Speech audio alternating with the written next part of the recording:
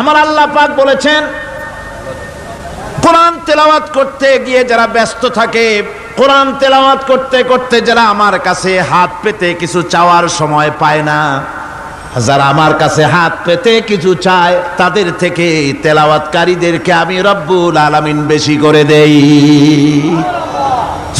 সুবহানাল্লাহ। কোরআন তেলাওয়াত করতে করতে যারা আল্লাহর কাছে হাত পেতে চাওয়ার সময় পায় না, আল্লাহ পাক বলেন যারা চায় তাদের থেকে তেলাওয়াতকারীকে আমি বেশি দেই।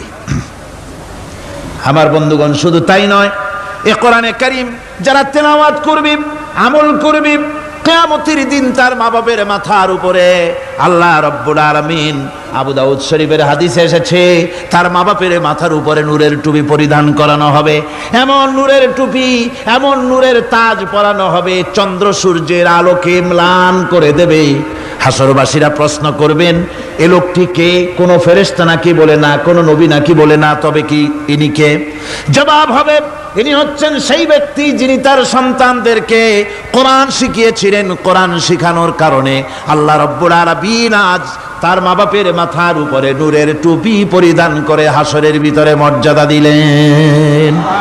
কিয়ামতের দিন দুনিয়া মর্যাদা পাওয়া যাবে, আখিরাতেও মর্যাদা পাওয়া যাবে যদি কোরআনে কারীমকে তেলাওয়াত করা যায়, আমল করা যায়, বোঝা যায়, তাহলে এই সমস্ত নিয়ামত আল্লাহ পাক দান করবেন। সুতরাং এই এত বড় নিয়ামত থেকে আমরা যেন কেউ বঞ্চিত হয়ে না যাই।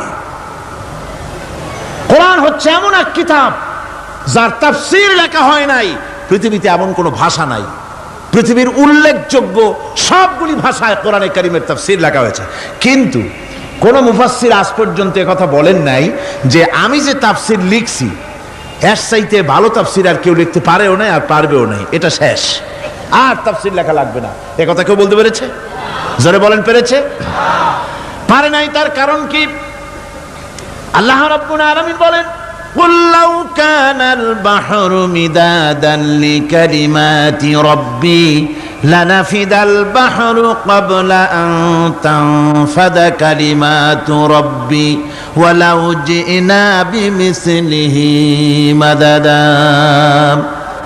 আল্লাহ পাক বলেন, নবী আপনি বলুন, আমার রবের কথাগুলি লেখার জন্য যদি সমুদ্রের পানিগুলি, সমুদ্রের সমস্ত পানিগুলি যদি কালিতে পরিণত হয়ে যায়, আর আমার রবের কথাগুলি যদি লেখা শুরু হয়ে যায়, আমার রবের কথাগুলি লেখার পূর্বে সমস্ত সমুদ্রের পানিগুলি শেষ হয়ে যাবে, তারপরে যদি আবার সমুদ্র ভরে দেওয়া হয়, আরো যদি লেখা হয়, তবুও আমার রবের কথা লেখা শেষ হবে না।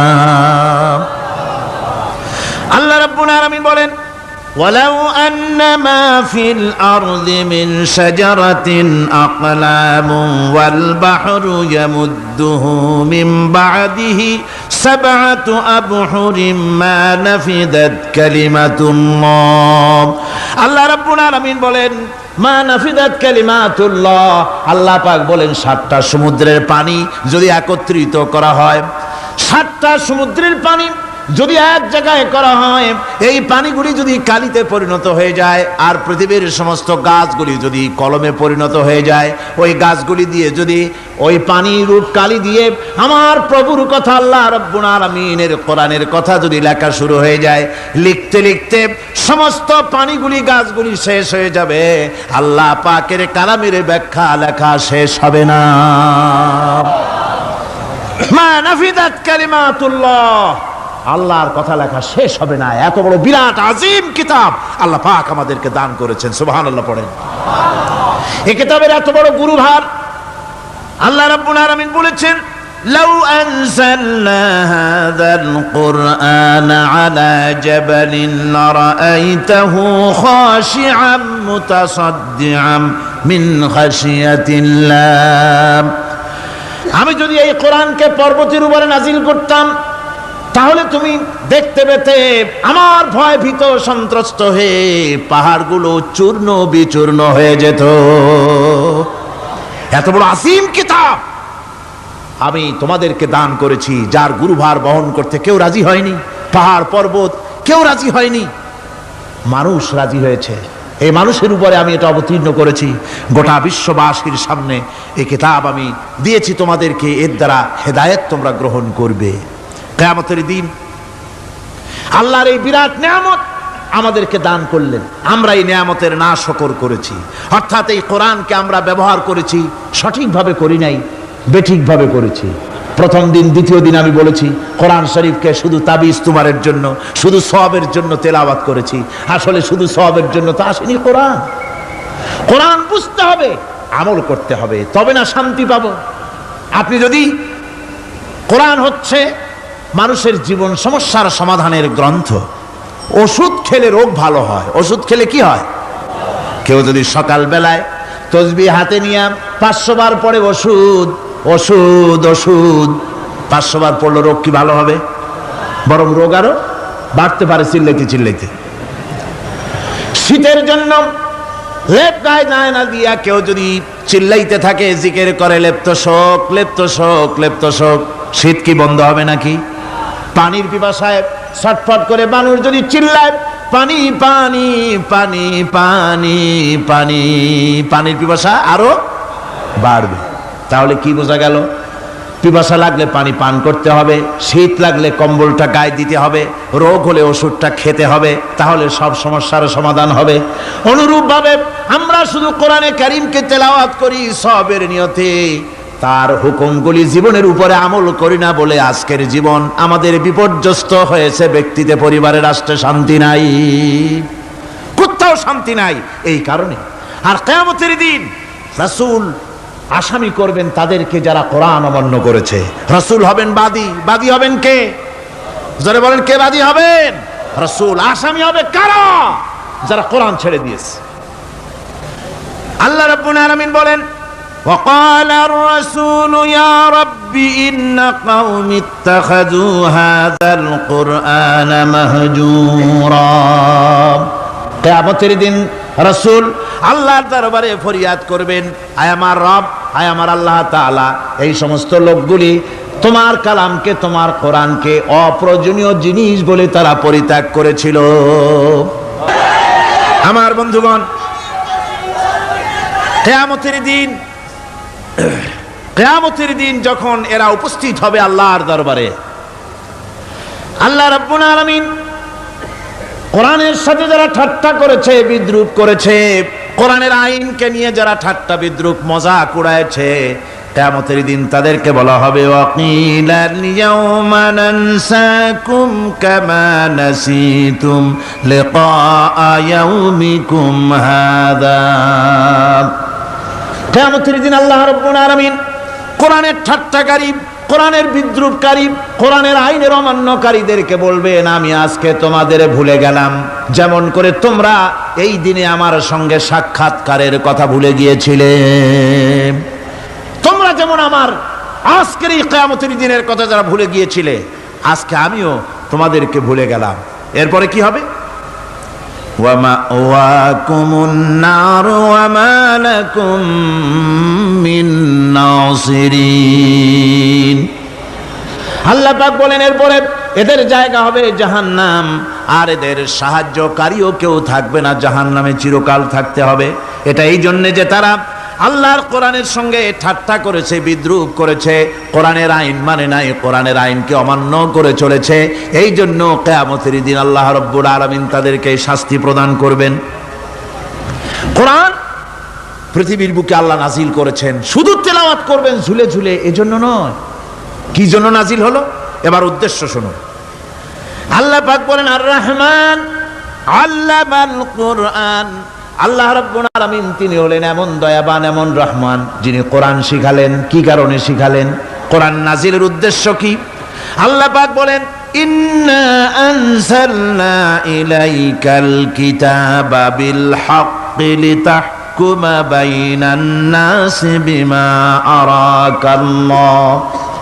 আল্লাহ পাক বলেন এই কিতাব আমি আপনার প্রতি অবতীর্ণ করেছি এই জন্যে যাতে করে আপনি আল্লাহর প্রদর্শিত এই বিধান অনুযায়ী মানুষের উপরে বিচার ফয়সালা করতে পারেন। মানুষের উপরে আইন চলবে আল্লাহ। কার আইন? জোরে বলেন কার আইন? আলা লাহুল খালক ওয়াল আমর। সৃষ্টিজাত আইন চলবে কার? আল্লাহ পাক বলেন এই জন্য নাজিল করলাম কোরআন নাজিল করেছি যাতে করে কোরআনের আইন দিয়ে বিচার ফয়সালা করতে পারেন, সেই জন্যই কোরআন নাজিল করলাম।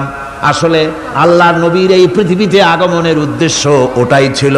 হুয়াল্লাযী আরসালা রাসূলাহু বিল হুদা ওয়া দীনিল হক লিইয়ুযহিরাহু আলাদ-দীনি কুল্লিহি ওয়া কাফা বিল্লাহি শাহীদা। আল্লাহ রাব্বুল আলামিন বলেন, আমি আমার রাসূলকে দ্বীনে হক সত্যের বিধান সহকারে দুনিয়ায় প্রেরণ করেছি। লিইয়ুযহিরাহু আলাদ-দীনি কুল্লিহি আয় লিইয়ুগলিবাহু আলা সাইরিল আদিয়ান, সমস্ত আদিয়ানে বাতিলের উপরে আমার দ্বীনকে বিজয়ী করে দেওয়ার জন্য আমি রাসূলের কাছে কিতাব সহকারে তাকে অবতীর্ণ করেছি। এ দায়িত্ব শুধু মুহাম্মদ সাল্লাল্লাহু আলাইহি ওয়াসাল্লামের ছিল না, দুনিয়ার উপরে আল্লাহর দ্বীন কায়েম করা, আল্লাহর বিধান অনুযায়ী মানুষের বিচার ফয়সালার দায়িত্ব শুধু মুহাম্মদ সাল্লাল্লাহু আলাইহি ওয়াসাল্লামের ছিল না, সমস্ত নবীদের ছিল। কাদের ছিল? সব নবীদের ছিল। فبعث الله النبيين مبشرين منذرين وأنزل معهم الكتاب بالحق ليحكم بين الناس। আল্লাহ পাক বলেন, সমস্ত নবীদের কাছে আমি কিতাব অবতীর্ণ করেছি এই জন্য যে তারা সহজ এবং সোজা পথে যারা চলতে চায় তাদেরকে তিনি সুসংবাদ দিবেন, আর বাঁকা পথে যারা চলবে তাদেরকে তিনি জাহান্নামের ভীতি প্রদর্শন করবেন। আর আমি তার উপরে যে কিতাব অবতীর্ণ করেছি এই কিতাব দিয়ে জনগণের উপরে বিচার ফয়সালা করবে, আইন চলবে আল্লাহর কিতাব দিয়ে। আইন চলবে কি দিয়ে?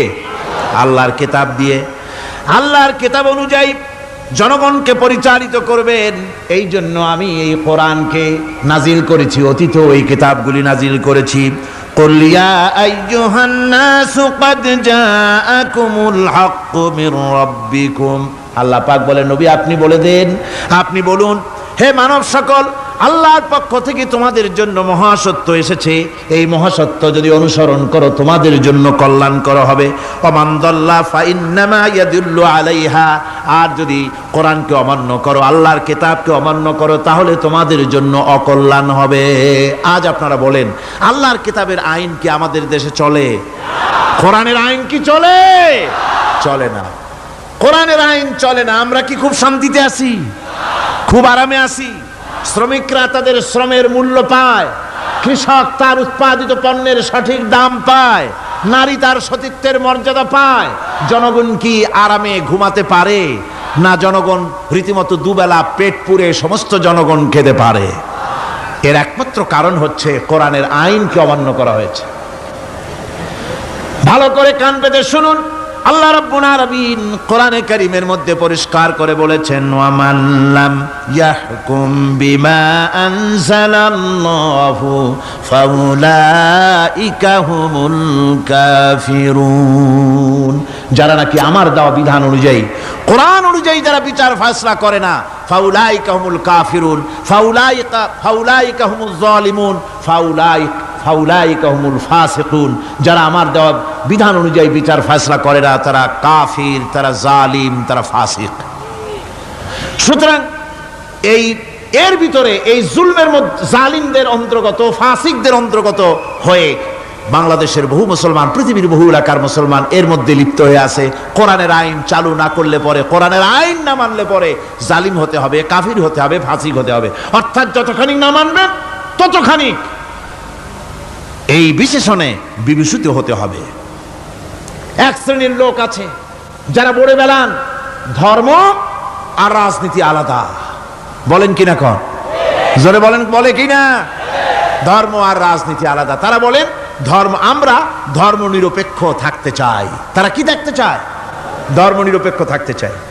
কোরআনে কারীমে এই ধর্ম নিরপেক্ষবাদীদের ব্যাপারে কোরআন কি বলছে শুনুন।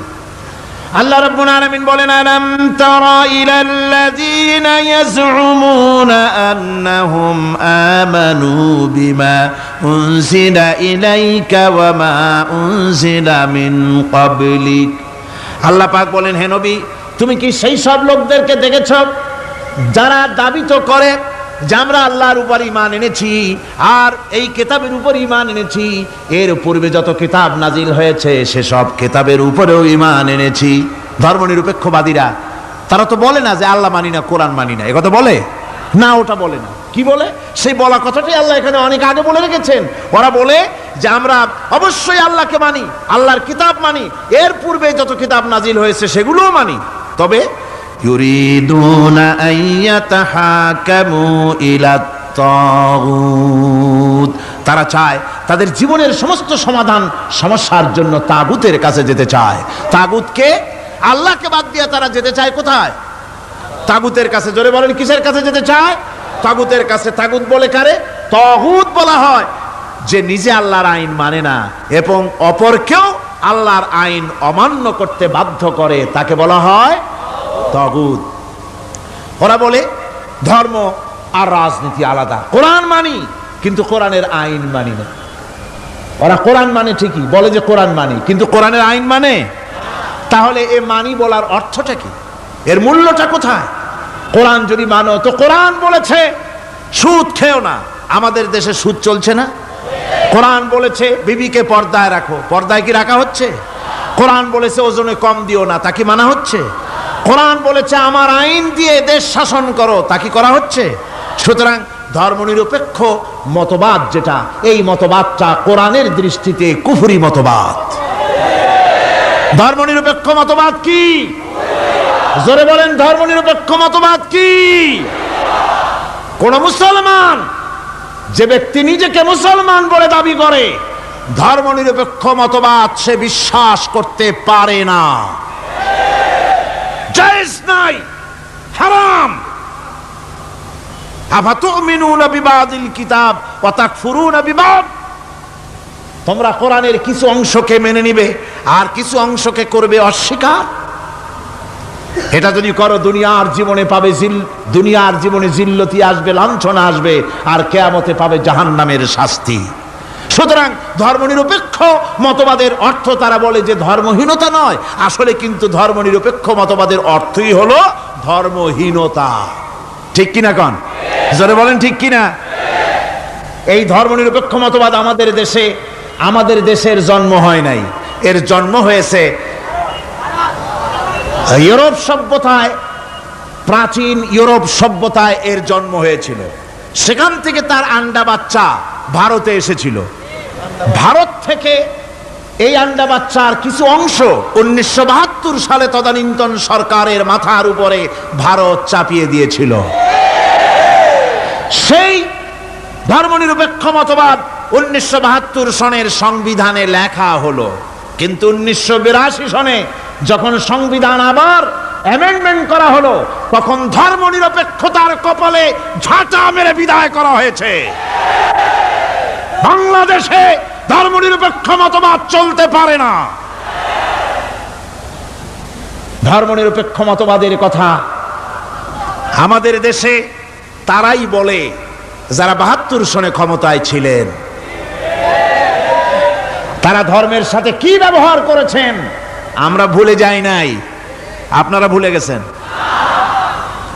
1972 সনে দেশের সমস্ত বিশ্ববিদ্যালয়ের মনোগ্রাম থেকে ইকরা বিস্মি রাব্বিকাল্লাযী খালাক রাব্বি জিদনি ইলমা, কোরআনে কারীমের এই আয়াতকে বিদায় করে দেওয়া হয়েছিল। শাসনতন্ত্রের শিরোনামে বিসমিল্লাহকে গ্রহণ করা হয় নাই। শুধু তাই নয়, কোরআনে কারীম যেখানে তেলাওয়াত করা হয়, তখনকার সময় রেডিওতে, টেলিভিশনে, ওই 72 থেকে 3 বছর, এবং এখনো সেই দলটি মিটিং করতে গিয়ে, কোনো জায়গায় কিছু করতে গিয়ে, আগে কোরআন শরীফ, তারপরে গীতা, তারপরে বাইবেল, এগুলি হচ্ছে মুনাফিকের লক্ষণ। কিসের লক্ষণ? যেখানে যেই টেবিলে, যেই মঞ্চে কোরআন তেলাওয়াত হয়, বাইবেল গীতা পড়া হারাম, পড়া হতে পারে না। কোরআনের চাইতে শ্রেষ্ঠ কিতাব আল্লাহর দুনিয়া আছে? সমস্ত কিতাবকে রদ করেছে কোরআন। হযরত ওমর রাদিয়াল্লাহু তাআলা আনহু রাসূল করিম সাল্লাল্লাহু আলাইহি ওয়াসাল্লামের কাছে গিয়ে তাওরাতের একটা পাতা পড়তেছিলেন। হযরত আবু বকর রাদিয়াল্লাহু তাআলা আনহু সেখানে চলে এলেন। এসে দেখেন রাসূল করিম সাল্লাল্লাহু আলাইহি ওয়াসাল্লামের চেহারা মোবারক লাল হয়ে গিয়েছে গোসায়। হযরত আবু বকর বললেন, ওমর, তুই যদি এর থেকে মরে যেতিস তুই যদি এর থেকে মরে যেতি, তিনবার বললেন। হযরত ওমর শিউরে উঠলেন, হতচকিত হয়ে উঠলেন, আবু বকর আমাকে মরার কথা বলছেন কেন? তিনি তাকিয়ে দেখেন রাসূল করিম সাল্লাল্লাহু আলাইহি ওয়াসাল্লামের চেহারা মোবারক গোস্সায় লাল হয়ে গিয়েছে। হযরত ওমর বলছেন, ইয়া রাসূলুল্লাহ, আমার এবং আমার পিতা মাতার জীবন আপনার কদম মোবারকে উৎসর্গ হয়ে যাক। আমি অপরাধ করেছি, কি অন্যায় করেছি হুজুর আমাকে বলুন। হুজুর বলছেন, ওমর, তুমি যে তাওরাতের পাতা আমার সামনে পড়তেছো, এই তাওরাত যার উপরে নাজিল হয়েছিল সেই মুসা আলাইহিস সালাম যদি আজকে বেঁচে থাকতেন, তাহলে আমার উম্মতের ভিতরে শামিল হয়ে যাওয়া তার জন্য ফরজ হয়ে যেত। অতীতের সমস্ত কিতাবকে রদ করা হয়েছে, সমস্ত শরিয়াতকে বন্ধ করা হয়েছে। সুতরাং কোন মুসলমানের প্ল্যাটফর্মে যেখানে কোরআন তেলাওয়াত হয়, বেদ বাইবেল গীতা পড়া হারাম সেখানে। এই মুনাফিকরা তাও করে থাকে। আমার মুসলমান ভাইয়েরা, নজরুল ইসলাম কলেজের ইসলাম শব্দ বাদ দিয়ে নজরুল কলেজ করা হয়েছিল। সলিমুল্লাহ মুসলিম হলের মুসলিম শব্দ বাদ দিয়ে শুধু সলিমুল্লাহ হল করা হয়েছিল। তার মানে ধর্ম এদের কলিজায় আগুন জ্বালিয়ে দেয়। ইসলামের নাম বরদাস্ত হয় না, কোরআনের নাম বরদাস্ত হয় না। আর বরদাস্ত হয়নি বলেই আল্লাহ পাক তার ইন্তেকাম নিয়েছেন। আমার বক্তব্য হচ্ছে, কোরআনে কারীম পৃথিবীতে এসেছে শাসন করতে দুনিয়াকে। তার মধ্যে রয়েছে রাজনীতি, অর্থনীতি, সব কিছু। এই বিচার ফয়সালা কোরআন থেকে যারা গ্রহণ করে না, রাসূলকে যারা বিচারক মানে না, তাদের সম্পর্কে আল্লাহ পাক কি বলছেন শুনুন। فلا وربك لا يؤمنون حتى يحكموك فيما شجر بينهم ثم لا يجدوا في أنفسهم حرجا مما قضيت ويسلموا تسليما। আল্লাহ রাব্বুল আলামিন বলেন, ফালা ওয়া রাব্বিক, কখনো নয় হে নবী, আপনার রবের কসম, কখনোই নয়। ওরা মুমিন নয় যারা নাকি তাদের জীবনের সব কিছুর ব্যাপারে যতক্ষণ পর্যন্ত আপনাকে বিচারক না মানে, আপনার দেওয়া ফয়সালাকে গ্রহণ না করে, এবং আপনি বিচার করার পর ফয়সালা দেওয়ার পরে এটার উপরে দ্বিধাহীন চিত্তে মেনে যতক্ষণ না নিবে, ততক্ষণ পর্যন্ত তারা যত ঈমানের দাবি করুক, তারা আসলে মুমিন না। এ ফতোয়া কার? এ ফতোয়া কার? আল্লাহ রাব্বুল আলামিনের ফতোয়া। কখনো মুমিন হতে পারবে না যারা রাসূলুল্লাহকে ফয়সালাকারী হিসেবে গ্রহণ না করবে, কোরআনকে সংবিধানের উৎস হিসেবে গ্রহণ না করবে। কোরআন এসেছে আইনের কিতাব হিসেবে পৃথিবীর মানুষকে পরিচালিত করার জন্য। আজ এই কোরআনের আইন যারা মানে সেখানে শান্তি পায়, কোরআন যেখানে মানে না সেখানে শান্তি হয় না। আল্লাহ পাক পরিষ্কার বলেছেন, কোরআনের আইন মেনে চলো। আর যারা এই কোরআনকে অমান্য করবে তাদের শাস্তি কি হবে? আল্লাহ পাক বলেন, আল্লাযীনা কাযযাবু বিল কিতাবি ওয়া বিমা আরসালনা বিহি রুসুলানা ফাসাউফা ইয়ামালুন। আল্লাহ পাক বলেন, আমি যে কিতাব নাজিল করেছি, এই কিতাবকে যারা মিথ্যা মনে করে, কিতাবকে যারা অস্বীকার করে, কোরআনের আইন যারা মানে না, আমি যে রসুলের উপরে যা নাজিল করেছি সেগুলির উপরে যারা ঈমান আনে না, এগুলিকে যারা মানে না, তাদের জন্য এর পরিণতি তারা খুব শীঘ্রই টের পাবে। খুব শীঘ্রই তাদেরকে পরিণতি দেওয়া হবে। কিয়ামতের দিন তাদেরকে আল্লাহ রাব্বুল আলামিন জাহান্নামে প্রবেশ করাবেন। কোরআনের অমান্যকারীদের জায়গা কোথায় হবে? কোথায় হবে তাদের জায়গা? জাহান্নামের ভিতরে হবে। সুতরাং আমরা কোথায় যেতে চাই? জাহান্নামে না জান্নাতে? বেহেশতে যদি যেতে চাই, দুনিয়ায় যদি শান্তি চাই এবং আখিরাতে যদি মুক্তি পেতে চাই, তাহলে আমাদেরকে কোরআনের আইনকে মানতে হবে। কিসের আইন মানা লাগবে? কোরআনের আইন মানতে হবে। কোরআনে কারীমের নাজিল হলো, আল্লাহ পাক যে কোরআন আমাদের শিখালেন, আর রহমান আল্লামাল কোরআন, যে কোরআন তিনি আমাদের শিখালেন। এই কোরআন নাজিলের পদ্ধতি ছিল মদিনা এবং মক্কা। রাসূলের মক্কি জিন্দেগিতে কিছু নাজিল হয়েছে, আর মদনী জিন্দেগিতে নাজিল হয়েছে কিছু। মক্কা শরীফে যেগুলি নাজিল হয়েছে সেই সূরাগুলো ছিল তাওহীদ, রিসালাত এবং আখিরাতের উপরে নির্ভর করে। আর মদনী সূরা যেগুলি ছিল সেগুলি ফৌজদারি দণ্ডবিধি, উত্তরাধিকারী আইন, তারপরে যাকাত, ওসর, যুদ্ধ, সন্ধি, বন্দি, এরপরে রয়েছে স্বরাষ্ট্রনীতি, পররাষ্ট্রনীতি, অর্থনীতি, জীবন পরিচালনার সমস্ত বিধি আর ব্যবস্থা মদনী জিন্দেগীর সূরাগুলিতে, অবতীর্ণ সূরাগুলিতে আল্লাহ রাব্বুল আলামিন নাজিল করেছেন। কোরআন শরীফ মানুষের সকল সমস্যার সমাধান দিয়েছে। এখানে আমি এখন তার কিছু নমুনা পেশ করছি আপনাদের সামনে, আপনাদের বোঝার জন্য যে কোরআন, অনেকে বলে যে কোরআনের তাফসীরের ভেতরে রাজনীতির আলোচনা হয়। রাজনীতি সেইটুক করি যেটুকুন আল্লাহ কোরআনে করেছেন। জোরে কোন আলহামদুলিল্লাহ। এর থেকে বালাই কিছু বলি নাকি? না। কোরআন যেটুকুন করেছে, রাসূলুল্লাহ যেটুকুন করেছে, একজন মুসলমান হিসাবে তা করা আপনার আমার জন্য কি? সুন্নত, নফল। ওইটা করা কি? জোরে কোন। এটা করা আমাদের জন্য ফরজ। সেই জন্য আমি কিছু নমুনা পেশ করছি আপনাদের সামনে, বুঝতে পারবেন যে কোরআন শুধু নামাজের কথা নিয়ে আসে নাই। কোরআনের মধ্যে আয়াত সংখ্যা কত? ৬,৬৬৬, এটা ঠিক না, কিছু কম আছে, ৬,০০০ কয়েক শত, ভালো করে গুনে দেখা দরকার।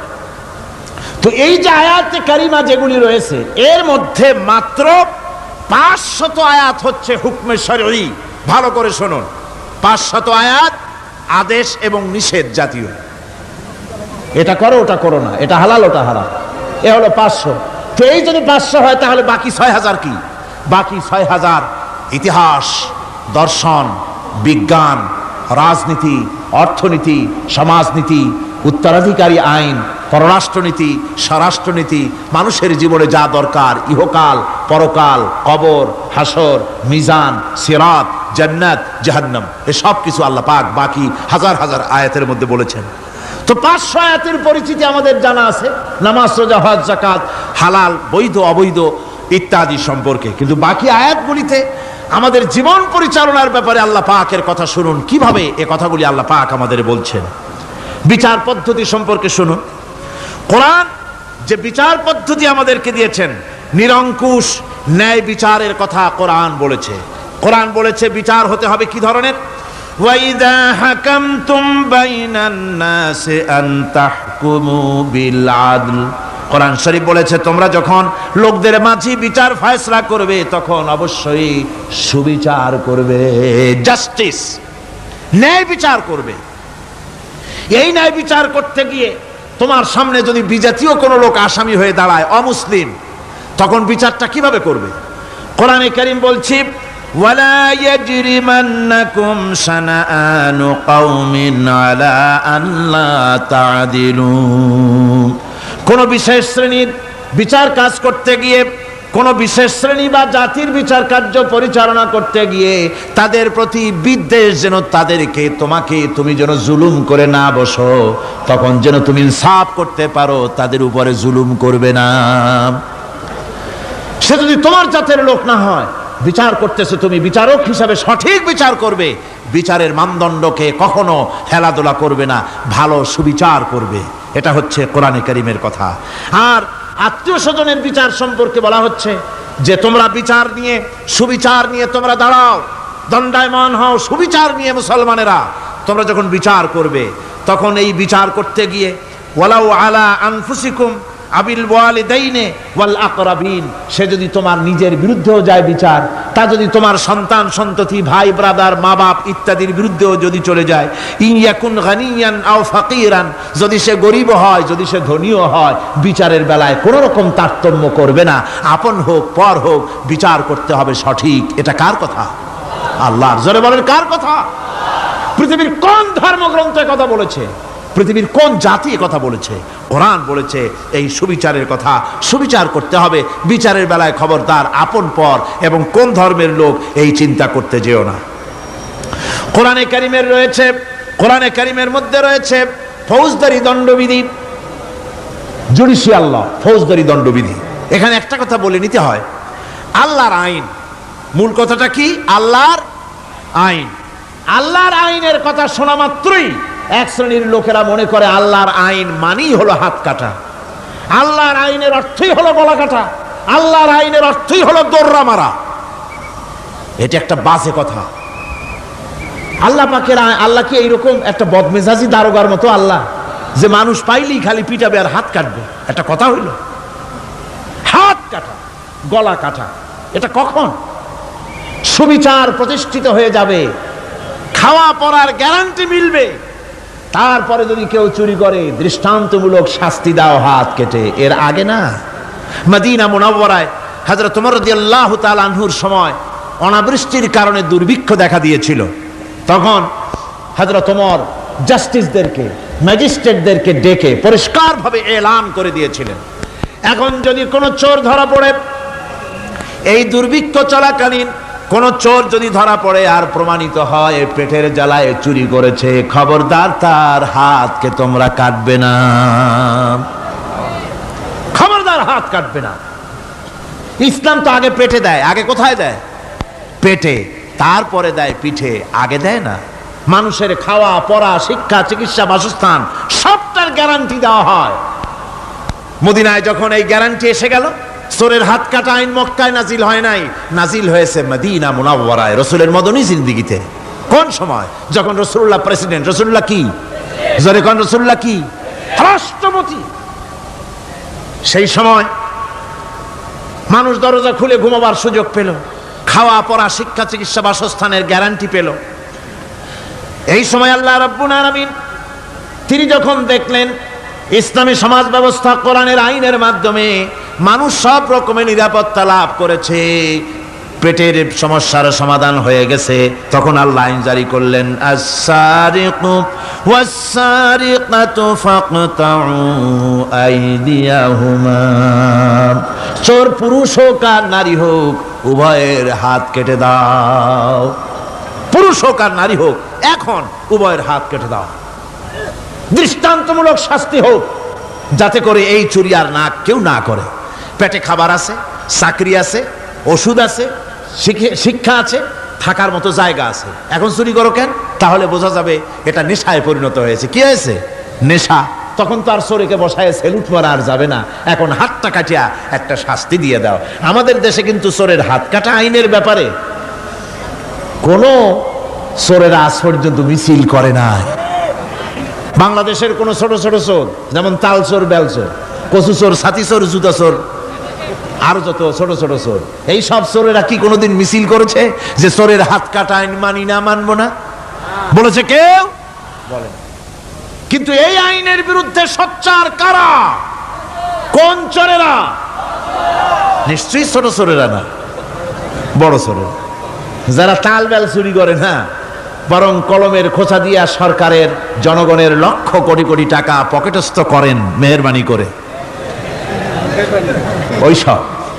তারা মনে করেন যদি এই আইন চালু হয়ে যায় তাহলে তালচোর বেলচোরের তো কোনো ক্ষতি নাই, ইসলামী রাষ্ট্র চালু হলে পরে তো সকলের পেটে ভাত আসবে, ওই তাল বেল আর চুরি করা লাগবে না, তাদের তো সুবিধা। কিন্তু মুসিবতটা তো আমাদের হবে। বেশি খাইয়া খাইয়া জিব্বা পুরু হয়ে গেছে, এখন ওই বেশি খাইতে না পারলে বদভ্যাস চালু হয়ে যাবে, চুরি করতে যখন যাইবে তখন এই আইন তো বিসমিল্লাহ হবে আমাদের দিয়া। এই জন্য ওনারাই বিরোধিতা করেন চরমভাবে। আমার বন্ধুগণ, কোরআনের আইন বন্ধ করার ক্ষমতা কারো নাই। এই আইন চালু হলে পরেই শান্তি আসবে। ওরা বিরোধিতা করছে, ওরা বলছে চোরের হাত কাটা আইন এটা হচ্ছে একটা অমানবিক ব্যাপার। আইনটা কার? আল্লাহর। মানুষগুলি কার? তা তোমারা তো দরদ কেন? মায়ের চাইতে মাসির দরদ বেশি, এটা কি খুব সুলক্ষণ? না, এটা দারুণ কুলক্ষণ। সুতরাং আল্লাহ রাব্বুল আলামিন তার আইন হচ্ছে শাশ্বত আইন। চোরের হাত কাটা আইন অর্থ এ নয় যে বাংলাদেশ ইসলামী দল যদি ক্ষমতায় আসে পাইকারি দরে চোরের হাত কাটা আরম্ভ করবে, না। ততক্ষণ পর্যন্ত আইন চালু হবে না যতক্ষণ পর্যন্ত সমস্ত মানুষ তাদের কর্মসংস্থান না হবে, খাবার না পাবে, চাকরি বাকরি না হবে, খেয়ে পরে খাওয়া পড়া, শিক্ষা, চিকিৎসা, বাসস্থান সবটার গ্যারান্টি মিলবে, তারপরে আইন চালু হবে, এর আগে নয়। আল্লাহ রাব্বুল আলামিন ফৌজদারি দণ্ডবিধির আওতার ভিতরে সোরের কি শাস্তি হবে তা বললেন, নরহত্যার শাস্তি কি হবে তাও আল্লাহ পাক এখানে বলছেন, ইয়া আইয়ুহাল্লাযীনা আমানু কুতিবা আলাইকুমুল কিসাসু ফিল কাতলা। আল্লাহ পাক বলেন তোমাদের প্রতি নরহত্যার শাস্তি স্বরূপ কিসাস নির্দিষ্ট করা হয়েছে, অর্থাৎ হত্যার বদলে হত্যা করা। একজন মানুষ আর একজন মানুষকে হত্যা করেছে, কোরআনের আইন হচ্ছে ওকেও হত্যা করো। কি সুন্দর আইন, সুবহানাল্লাহ পড়েন। তাহলে কি হবে? রেডিও টেলিভিশনে পত্র পত্রিকার মাধ্যমে যদি খবর ছড়ানো হয় যে হত্যাকারীর বিচার হবে কোরআনের আইন অনুযায়ী, প্রকাশ্য রাজপথে হত্যাকারীকে তাকেও যদি হত্যা করে দেওয়া হয়, এই দৃশ্য উপস্থিত জনতা যত দেখবে, পত্র পত্রিকায় খবর পাবে, টেলিভিশনের পর্দায় দেখতে পাবে, যারা দেখলো এই সব লক্ষ লক্ষ জনতার ভেতরে মানুষ হত্যা করার দুঃসাহস আর আসবে?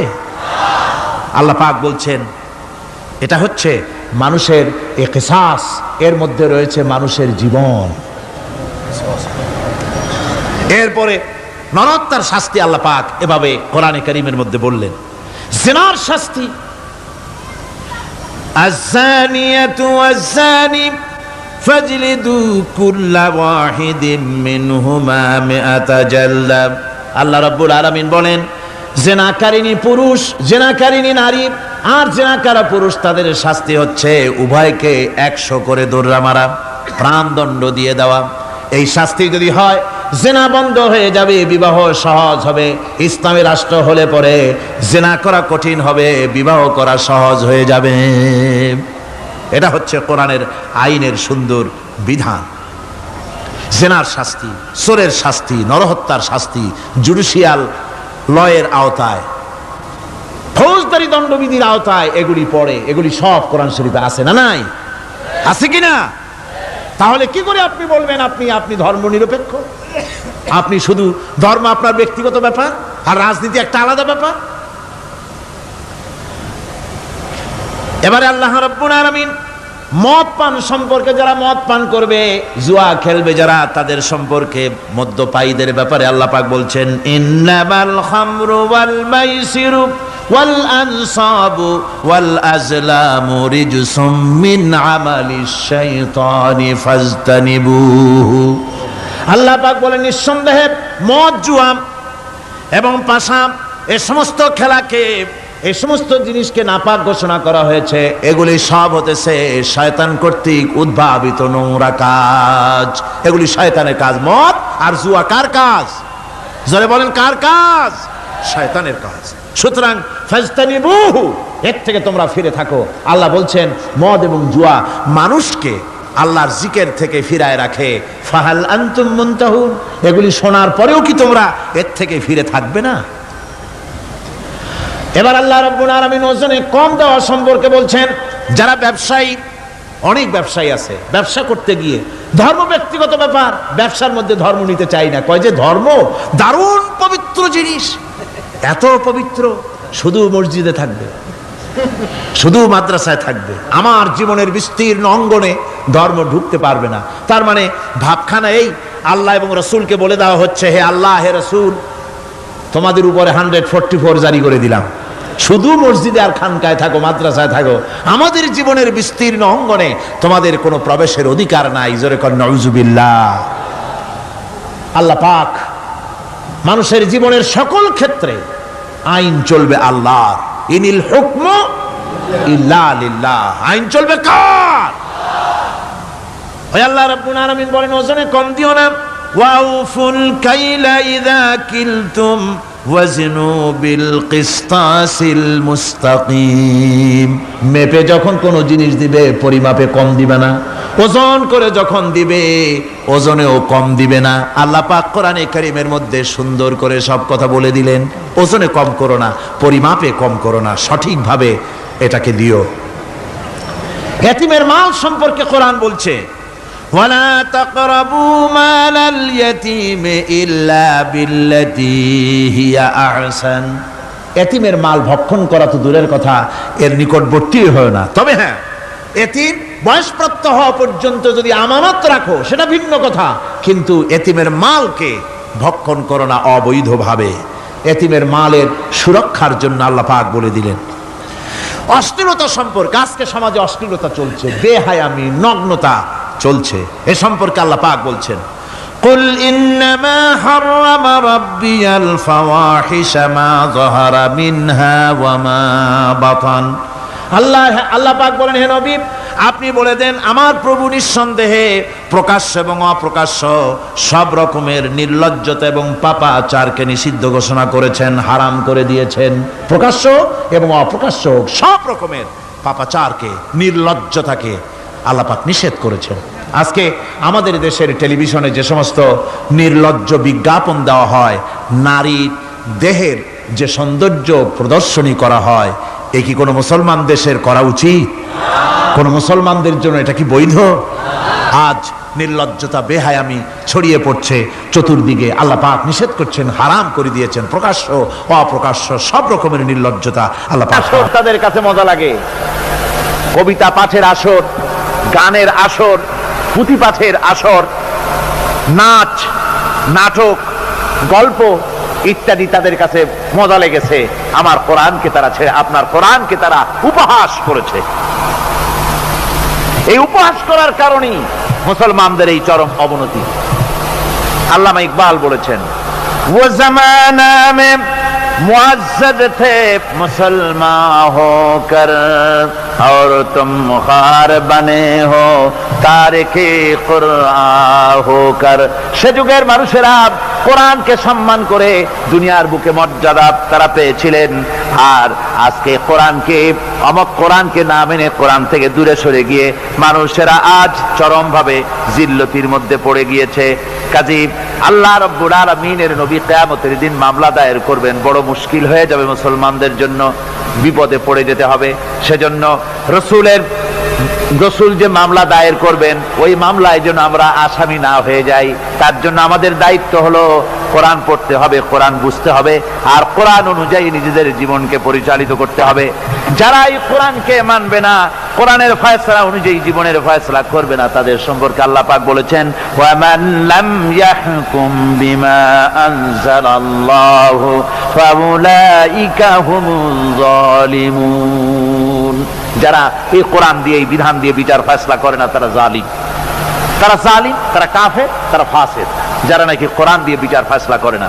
সুতরাং কোরআনের একটি রাজ কায়েম করার জন্য চেষ্টা করতে হবে, সম্মিলিতভাবে চেষ্টা করতে হবে, যাতে করে সমাজে কোরআনের রাজ কায়েম হয়ে যায়। শুধু তেলাওয়াতের মাধ্যমে নয়, বরং বাস্তবে কোরআনকে জমিনে প্রতিষ্ঠার জন্য সর্বাত্মক প্রচেষ্টা চালাতে হবে মুসলমানদেরকে। আমরা কি সেই প্রচেষ্টা চালাতে রাজি আছি? জোরে বলেন, রাজি আছি? আল্লাহ রাব্বুল আলামিন বলেন, আমি প্রত্যেক নবীর জন্য দুষ্কৃতকারীদেরকে দুশমন বানায় দিয়েছি, অর্থাৎ এই দুশমনি চলতে থাকবে। হঠাৎ করে ফেরেশতারা এসে জমিনে দিন কায়েম করে দিয়ে যাবেন, এজন্য সংগ্রাম করতে হবে, এজন্য কষ্ট করতে হবে। আর আল্লাহ পাক বলেন, নবীকে বলছেন, আপনাকে সাহায্য করার জন্য, সত্য পথ দেখাবার জন্য আর সাহায্য করার জন্য আমি আল্লাহ আপনার জন্য যথেষ্ট। যখন দিন কায়েমের জন্য সংগ্রামে মানুষ লিপ্ত হয়ে যাবে, আল্লাহ পাক বলেন, শত্রুদের হাতে অসহায় করে আমি তোমাদের ছেড়ে দেব না। ওয়া কানা হাক্কান আলাইনা নাসরুল মুমিনিন। মুমিনদের সাহায্য করা আমি আল্লাহর জন্য ওয়াজিব। মুমিনদের জন্য সাহায্য করা আল্লাহর কি হক। আল্লাহ বলেন, আমি মুমিনদেরকে সাহায্য করব, ভয় পাইও না। ওয়ালা তাহিনু ওয়ালা তাহজানু ওয়া আনতুমুল আলাউনা ইন কুনতুম মুমিনিন। কোনো ভয় নাই, কোনো চিন্তা নাই, যদি মুমিন হও আমি আল্লাহ তোমাদেরকে বিজয়ী করব। মুমিন হওয়া লাগবে, আর যদি মুমিন না হও তাহলে বার্মার মতো কাফেরের দেশ ভয় দেখাবে, ভয়ের চোটে চিত হয়ে পড়বা। বুঝলেন? ঈমান যদি থাকে, ঈমানের মজবুতি যদি থাকে, তাহলে মুসলমান লড়াই করে এসেছে, ইতিহাস দেখিয়ে এসেছে। সামান্য কয়েকজন মুসলমান, আল্লাহ বলেছেন 10 জন যদি হও 100-র উপরে আমি তোমাদেরকে জয়যুক্ত করব। সুবহানাল্লাহ। মুত্তাকি হতে হবে, সাবের হতে হবে। মুসলমান হলে তার তো ভয়ের কিছু নাই, সে লড়াই করে অস্ত্রের জোরে নয়, জনবলের সৈন্যদের শক্তির জোরে নয়, সে লড়াই করে আল্লাহর রহমতের উপরে ভরসা করে, ইমানের জোরে। কিসের জোরে? ইমানের জোরে। এই জন্য মুসলমানদের সাথে যারাই লড়াই করতে এসছে মার খাইয়া পলাইয়া কুল পায় নাই, মহাবীর দুর্বল সিংহের মতো পলাইছে। তাদের তার কারণ কি? যে ওদের চিন্তা হলো যে যদি মরি তো জাহান্নাম ছাড়া পথ নাই। আর মুসলমান সে মনে করছে যদি বাঁচি তো গাজী, আর যদি মরি শহীদ হয়ে যাবো, জান্নাতে চলে যাবো। কোথায় চলে যাব? জান্নাতে চলে যাব। আমার ভাইয়েরা, এজন্য বিশ্ব কবি সম্রাট আল্লামা ইকবাল বলেছেন, বাতিল সে দবনে ওয়ালে আয়ে আসমান হি হাম, बातिल से दबने वाले आए आसमान ही हम, सो बर कर चुका है तू इम्तिहान हमारा। বাতিলের সামনে মাথা নত করার জাত আমরা না। আকাশ সাক্ষী, জমিন সাক্ষী, এ পৃথিবী সাক্ষী। মুসলমানেরা কখনো, ইমানদার মুসলমানেরা কখন কোনো সময় তারা মাথা নত করে না। তারা সেই বীর জাতি। দস্ত দস্ত है दरिया भी न छोड़े हमने, दस्त दस्त है दरिया भी न छोड़े हमने, बहरे जुल्मत में दौड़ा दिए घोड़े हमने। আমরা সেই জাতি, প্রান্তর তো প্রান্তর। শ্রাবণের খরস্রোতা উত্তাল তরঙ্গমালা নদীর উপর থেকে ঘোড়া দাবড়িয়ে আমি নদীর অপর পারে ইসলামের পতাকা উড্ডীন করেছি, আমি সেই মুসলমান। সুতরাং আল্লাহ রাব্বুল আলামিন বলেন, ইয়া আইয়ুহাল্লাযীনা আমানু ইন তানসুরুল্লাহা ইয়ানসুরকুম। ও বিশ্বাসীরা, তোমরা যদি আল্লাহর মদদ করো, আল্লাহ তোমাদের মদদ করবেন। তোমরা আল্লাহর সাহায্য করো, আল্লাহ তোমাদের সাহায্য করবে। আল্লাহর কি সাহায্য করবেন আপনারা? আল্লাহর দান কম হয়েছে না চাউল কম হয়েছে? কি সাহায্য করবেন? আল্লাহর সাহায্য মানে ইসলামের সাহায্য। আপনি যদি ইসলামের সাহায্য করেন, আল্লাহ রাব্বুল আলামিন আপনাকে সাহায্য করবেন। আর সাহায্য এমন ভাবে করবেন, ইতিহাসে বহু কথা আছে, আমি সংক্ষেপ করে দিচ্ছি। বদরের প্রান্তরে মাত্র কয়জন মুসলমান, আল্লাহ পাক তাদেরকে কিভাবে জিতালেন। আল্লাহ পাকের ওই কবি বলতেছেন, ফেজায়ে বদরে পয়দা কুন ফেরেশতে তেরি নুসরত কো उतर सकते गर्दों से कतर अंदर कतर अभी। বদরের প্রান্তরে মুসলমানদের ঈমান ছিল, ওই ঈমান যদি তোমরা আনতে পারো তাহলে আমি আল্লাহ রাব্বুল আলামিন কাতারে কাতারে ফেরেশতা তোমাদের জন্য অবতীর্ণ করে দিতে পারি। জোরে কোন সুবহানাল্লাহ। وقال الذين كفروا لولا نزل عليه القرآن جملة واحدة كذلك لنثبت به فؤادك ورتلناه ترتيلا। আল্লাহ পাক কোরআন শরীফের মধ্যে বলেছেন, একজন যদি হও ইমানদার মুত্তাকি 10 জনের উপরে বিজয়ী হবে, 10 জন যদি হও 100-এর উপরে বিজয়ী হবে, 100 যদি হও 1000-এর উপরে বিজয়ী করব। জোরে বলেন সুবহানাল্লাহ।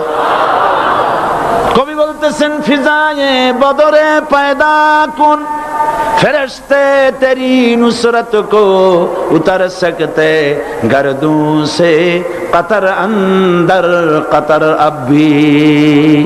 বদরের মুসলমানদের মতো ঈমান আনো, তাহলে আকাশ থেকে কাতারে কাতারে ফেরেশতা নাজিল করে দিয়ে আল্লাহ পাক তোমাদেরকে সাহায্য করবেন। সুবহানাল্লাহ। সে আল্লাহ আছে না নাই? জোরে বলেন, আছে না নাই?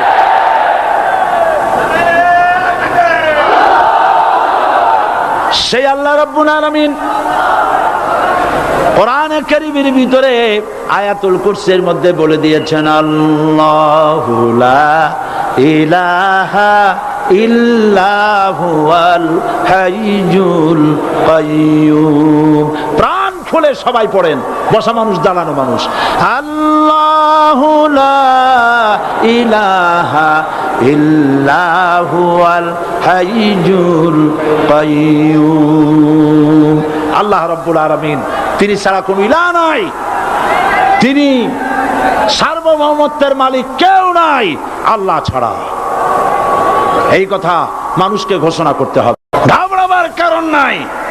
এর অর্থ এই নাই যে আপনারা কালেমার দাওয়াত দিবেন আর রাষ্ট্রশক্তি আপনারা পিটাইতেই থাকবে, আপনার কোনদিন আপনার সুদিন ফিরে আসবে না। বিষয়টা কি এমন না? আমার আল্লাহর ওয়াদা শুনুন, ওয়ালা তাহিনু ওয়ালা তাহজানু ওয়া আনতুমুল আলাউনা ইন কুনতুম মুমিনিন। মুমিন যদি হও আমি তোমাদেরকে বিজয় দান করব। সুবহানাল্লাহ বলেন। আজ যদি আমাদের উপরে বিপদ এসে থাকে তাহলে তার একমাত্র কারণ পূর্ণাঙ্গ ঈমানের অভাব আমাদের মধ্যে রয়েছে, ঠিক কিনা? আজ পৃথিবীতে সব থেকে মার খায় কারা? চিল্লায় বলো। আলজেরিয়ায় কারা? বসনিয়ায় কারা? চেচনিয়ায় কারা? প্যালেস্টাইনে কারা? যুরিবাত আলাইহিমুয যিল্লাতু ওয়াল মাসকানা ওয়া বাউ বিগাদাবিন মিনাল্লাহ। আল্লাহর গজব আসবে, ইহুদিরা পৃথিবী থেকে নিশ্চিহ্ন হবেই হবে ইনশাআল্লাহ। দেখেছেন তাকায়া প্যালেস্টাইনে ইসরায়েলিরা হেলিকপ্টার, গানশিপ, কামান, বোমা নিক্ষেপ করছে, আর প্যালেস্টাইনের শিশু, কিশোর, যুবকেরা ইহুদিদের নিক্ষিপ্ত বোমা আর কামানের মোকাবেলা করতেছে পাথর দিয়ে। আমি আমার অন্তরের অন্তঃস্থল থেকে ধন্যবাদ জানাই, মোবারকবাদ জানাই খালিদ বিন ওলীদের উত্তরসূরি, খাব্বাব খোবাইবের উত্তরসূরি প্যালেস্টাইনের ওই সব যুবকদেরকে যারা কাফের বেঈমান ইহুদিদের মোকাবেলা করতেছে ইট আর পাথর দিয়ে। আর আমি আমার অন্তরের অন্তঃস্থলের সমস্ত ঘৃণা দিয়ে আমি ধিক্কার জানাই পৃথিবীর মুসলিম শাসকদেরকে, যারা মুসলমানদের মার দেখে চুপ করে যারা বসে আছে।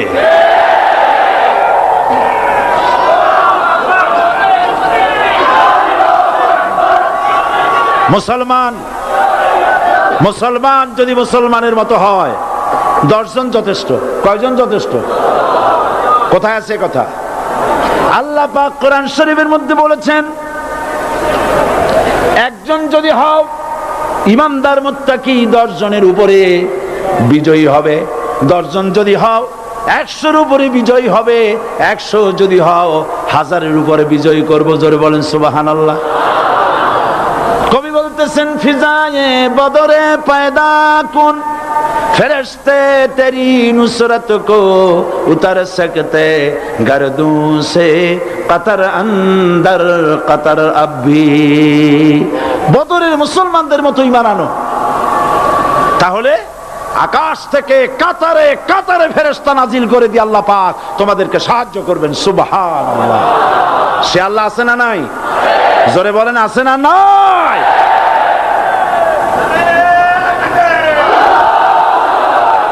সেই আল্লাহ রাব্বুল আলামিন কোরআনে কারীমের ভিতরে আয়াতুল কুরসির মধ্যে বলে দিয়েছেন, আল্লাহু লা ইলাহা ইল্লা হুয়াল হাইয়ুল কাইয়্যুম। প্রাণ খুলে সবাই পড়েন, বসা মানুষ, দাঁড়ানো মানুষ। আল্লাহু লা ইলাহা ইল্লা হুয়াল হাইয়ুল কাইয়্যুম। আল্লাহ রাব্বুল আলামিন, তিনি ছাড়া কোনো ইলাহ নাই, তিনি সার্বভৌমত্বের মালিক, কেউ নাই আল্লাহ ছাড়া। এই কথা মানুষকে ঘোষণা করতে হবে। বাধা, এই কথা বললেই বাধা দেবে কয় শ্রেণীর লোক? 3 শ্রেণী। প্রথম শ্রেণী হচ্ছে কে? রাষ্ট্রশক্তি। আজও তারা বাধা দিচ্ছে। আল্লাহর আইন দিয়ে দেশ চালাও, তারা তাদের মন মর্জি মোতাবেক আইন দিয়ে দেশ চালাবে। আল্লাহ পাক বলছেন, আলা আলাহুল খালকু ওয়াল আমরু। সৃষ্টি যার, আইন চলবে তার। কারো বাবার আইন চলতে পারে না, নিজেদের তৈরি করা আইন চলবে না। ইনিল হুকমু ইল্লা লিল্লাহ। একমাত্র আইন চলবে কার? এই আইন রাসূল করিম সাল্লাল্লাহু আলাইহি ওয়াসাল্লাম মদিনায় কোরআন দিয়ে প্রতিষ্ঠিত করেছিলেন। আল্লাহর বিধান, আল্লাহর সার্বভৌমত্ব কায়েম করেছিলেন। কোরআন সংবিধান হলো চুরি বন্ধ হলো, ডাকাতি বন্ধ হলো, জেনা বন্ধ হলো, হত্যা বন্ধ হলো, ধর্ষণ বন্ধ হলো, সব কিছু বন্ধ হয়ে গিয়ে মুসলমানেরা শান্তি লাভ করলো, পৃথিবীর মানুষ শান্তি লাভ করলো। সুবহানাল্লাহ বিহামদিহি। আজ মুসলমানেরা শত্রু চেনে না, বন্ধু চেনে না। বন্ধুকে বানায়েছে শত্রু, শত্রুকে বানায়েছে বন্ধু। কে বন্ধু কে শত্রু চিনাই দিবেন কে? আল্লাহ। বলেন কে দিবেন? আল্লাহ রাব্বুল আলামিন কোরআনে কারীমের মধ্যে পরিষ্কার করে বলেছেন, লাতাজিদান্না শাদ্দান নাসি আদাওয়াতান লিল্লাযীনা আমানুল ইয়াহুদা ওয়াল্লাযীনা আশরাকু। আল্লাহ পাক বলছেন, হে রাসূল, মানুষের ভিতরে দুইটা শ্রেণী মুমিনদের জন্য সবথেকে জঘন্য দুশমন। কয়টা শ্রেণী? দুইটা। একটা হলো ইহুদ আর একটা হলো মুশরিক। একটা হলো ইহুদি আর একটা হলো মুশরিক। এটা হলো তোমাদের দুশমন।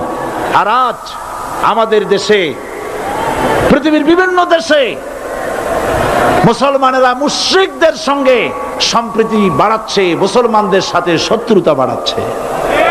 তো দুনিয়ার ময়দানে আপনি যা কামাই করবেন এখানে রেজাল্ট আউট হবে, এখানে আপনি পাবেন ফল, এখানে পাবেন। যা করবেন, এখানে গাছ লাগাবেন, ফল লাগাবেন, এখানে পাবেন।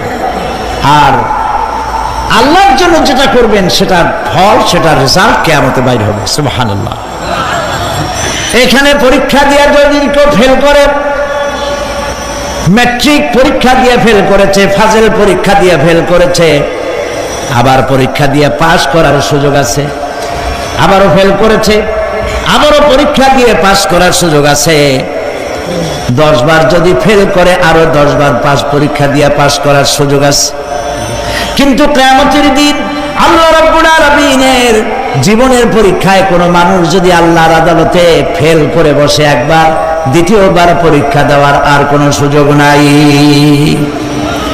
এই পৃথিবীতে যদি কেউ নিম্ন আদালতে মামলায় হেরে যায়, জজ কোর্টে করবে, যদি হেরে যায় হাইকোর্টে করবে, হেরে গেলে আপিল করবে সুপ্রিম কোর্টে, সুপ্রিম কোর্টেও যদি হেরে যায় তাহলে প্রেসিডেন্টের কাছে আপিল করবে।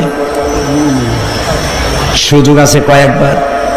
কিন্তু কিয়ামতের দিন জীবনের আদালতে কোন মানুষ যদি একবার ফেল করে বসে, জীবনের মামলায় যদি একবার হেরে যায়, দ্বিতীয়বার আপিল করার আর কোনো জায়গা নাই।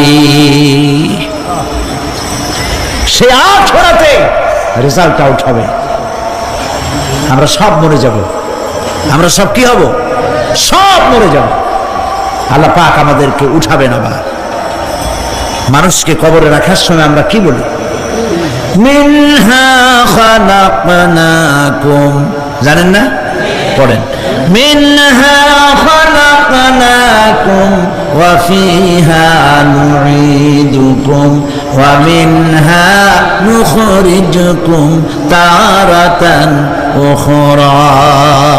এই মাটি দিয়ে তোমাকে তৈরি করা হয়েছিল, এই মাটির মধ্যে রেখে গেলাম, এর থেকে আবার তোমাকে উত্থিত করা হবে। কে বলতেছেন এ কথা? আল্লাহ পাক বলছেন, আল্লাহ তাআলা বলছেন। কি নিষ্ঠুর এই পৃথিবী! ভেবে দেখেছেন কি একবারও কি ভেবে দেখেছেন এই পৃথিবী কত নিষ্ঠুর?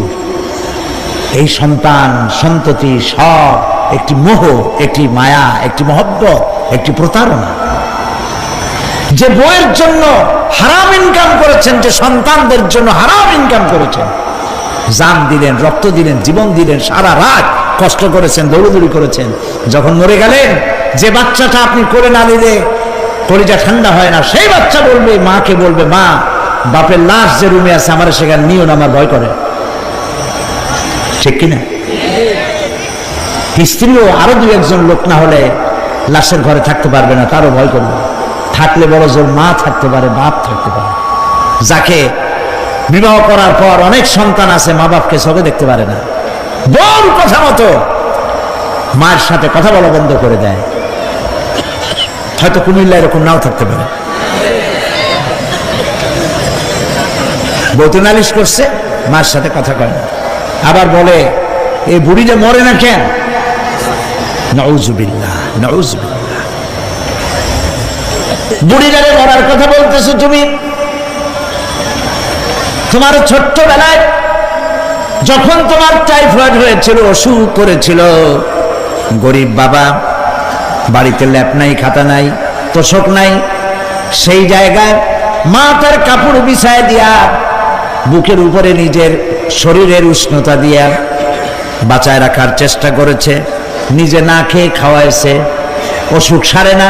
মা ওই মুমূর্ষু বাচ্চার সেনানে তার মাথার কাছে বসে তাহাজ্জুদের নামাজ পড়ে কোরআন শরীফ তেলাওয়াত করে, চোখ দিয়া পানি পড়ে আর বলতে থাকে, রব্বুল আলামিন আমার জীবনটারে দিয়া আমার কলিজার টুকরা সন্তানটারে বাঁচাইয়া দাও। যেই মা নিজের জীবন দিয়া সন্তান বাঁচাইতে চাইলো, সেই সন্তান আজকে বউ পাইয়া মাকে ভুলে যায়, মায়ের সাথে খারাপ ব্যবহার করে। আল্লাহ রাব্বুল আলামিন বলেছেন, মা বাবার সঙ্গে খারাপ ব্যবহার করো না, ভালোবাসায় কথা বলো। ওয়াকুল লাহুমা কাওলান কারীমা, সম্মান সূচক কথা বলো। মা বাবার জন্য দোয়া করো আমার কাছে। কে বলতেছেন? আল্লাহ তাআলা বলছেন দোয়া করো আমার কাছে এই ভাষায়, রব্বিরহামহুমা কামা রাব্বায়ানি সাগীরা। পড়েন সবাই, রব্বিরহামহুমা কামা রাব্বায়ানি সাগীরা। আয় আমার রব, আমার মা বাপ যেমন ছোটবেলায় আমাকে অত্যন্ত যত্ন করে লালন পালন করেছে, আল্লাহ তাআলা তুমি দয়া করে আমার মা বাপকে তোমার রহমতের করে লালন পালন করো। সুবহানাল্লাহ। প্রত্যেক নামাজের পর সকলে এই দোয়া পড়বেন, মনে থাকবে? মনে থাকবে? প্রিয় ভাই সব,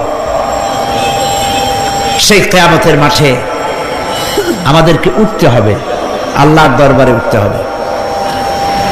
সেই সময় আমাদেরকে কেউ উপকার করবে না। يوم لا ينفع مال ولا بنون, সম্পদ আর সন্তান সন্ততি কোনো কাজে লাগবে না। মা তার সন্তানকে চিনবে না, সন্তান তার মাকে চিনবে না, বাপ তার সন্তানকে চিনবে না, কেউ কাউকে পরিচয় দিবে না। কি মারাত্মক অবস্থা! মানুষ চরম অসহায় হয়ে যাবে। চতুর্দিকে ফেরেশতার আনাগোনা, সূর্য মাত্র 1 হাত উপরে, প্রচন্ড তাপ নিয়ে সূর্য অবস্থান নেবে, মাথার চান্দি ফেটে গিয়ে গুনাহগারের মাথার মগজ গলে গলে পড়তে থাকবে। পিপাসার যন্ত্রণা জিহ্বাটা ঝুলে কুকুরের মতো করে নাভিস্থল পর্যন্ত ঝুলে পড়বে। কেউ উপকার করবে না, কেউ জিজ্ঞাবে না। অনেক লোক আছে পীরের কাছে মুরিদ হয় আর মনে করে পীর সাহেব তারে কিয়ামতে সুপারিশ করবে। অসম্ভব। আয়াতুল কুরসির মধ্যে আমরা পড়ি, মান যাল্লাযী ইয়াশফাউ ইনদাহু ইল্লা বিইজনিহি। কে আছে এমন? কার হিম্মত আছে আল্লাহ পাকের বিনা অনুমতিতে কথা বলে? সুবহানাল্লাহ বলে। কোথার পীর, কোথার খাজা বাবা হারায় যাবে। ইব্রাহিম আলাইহিস সালামের মতো পয়গম্বর কি মনে করে? আল্লাহর খলিল। ইব্রাহিম আলাইহিস সালাম আল্লাহর কি? আল্লাহর খলিল। আল্লাহর খলিল কিয়ামতের দিন বলবেন, আল্লাহ পাক, আয় আল্লাহ তাআলা, আমার বাপের কাছে আমার একটা ওয়াদা ছিল, আমি সুপারিশ করবো তার জন্য, তুমি দয়া করে আমার বাপকে জাহান্নাম থেকে ক্ষমা করো, আমি তার জন্য সুপারিশ করতেছি। আল্লাহ তাআলা বলবেন, ইব্রাহিম তোমার সুপারিশ মঞ্জুর হলো না। কথা বুঝতেছেন না? বুঝতেছেন না? ইব্রাহিম আলাইহিস সালাম যদি বাপের জন্য সুপারিশ করতে না পারে, ইব্রাহিম আলাইহিস সালাম তিনি যদি তার বাপের জন্য সুপারিশ করে যদি ব্যর্থ হন, আপনার পিসাব কোন কামে লাগবে চিন্তা করেন। নবী করিম সাল্লাল্লাহু আলাইহি ওয়াসাল্লামকে প্রশ্ন করা হয়েছে, হে রাসূল, আপনার আব্বা আম্মার অবস্থা কি হবে? কথা কি শোনেন নাকি? আপনার আব্বা আম্মার অবস্থা কি হবে? নবী করিম সাল্লাল্লাহু আলাইহি ওয়াসাল্লাম বলেছেন, আমি আমার আব্বা আম্মার কোনো উপকারে আসব না। ইন্না লিল্লাহি ওয়া ইন্না ইলাইহি রাজিউন। তাহলে কোন সাহসে মনে করতেছেন কোন পীর কোন একটা বিদেশ থেকে দেশের থেকে একটা নাজিল হলো আর ওইটার পিছনে পিছনে দৌড়াবেন, সে আপনারা নাজাত দেবে, তারে পায়ে চুমা খাবেন? এই পায়ে হাত দিয়ে কদম বুঝি করা বাদ দেন। টাকা ইনকাম করার জন্য মানুষকে ভুল পথে পরিচালিত করছে অনেক পীর, আছে না? এমন খালি মানুষে টাকা দেয়, জামায় অনেক পকেট, খালি টাকা নেয় সমানে ঢুকাইতে থাকে চতুর্দিক দিয়ে, বাইরে বোঝার উপায় নাই। কিন্তু অনেক পীর আছে এমন, ঢাকা শহরে বড় বড় মার্কেটের মালিক, আমি জানি বড় বড় মার্কেটের মালিক, বিরাট ব্যবসায়ী, জামা পরিষ্কার করে না 2 মাসেও, মানুষকে দেখাবার জন্য গামছাটা নাকের কাছে ধরে ফট ফট করে আওয়াজ করে, মনে হয় যেন কাঁদতেছে। আজ মিশে আলতাসান্ন হাবিজাবি জিকির শিখায়, লা ইলাহা কতক্ষণ, ইল্লাল্লাহ কতক্ষণ, আল্লাহ আল্লাহ কতক্ষণ, কোথায় পাইছো? ইল্লাল্লাহ ইল্লাল্লাহ কিসের জিকির? ইল্লাল্লাহ মানে কি? আল্লাহ ছাড়া, আল্লাহ ছাড়া, আল্লাহ ছাড়া, আল্লাহ ছাড়া কি? কাজী রাসূলুল্লাহ যা করেন এগুলি বেদাত। এই সব পীরের পাশে যাবেন না, মনে থাকবে।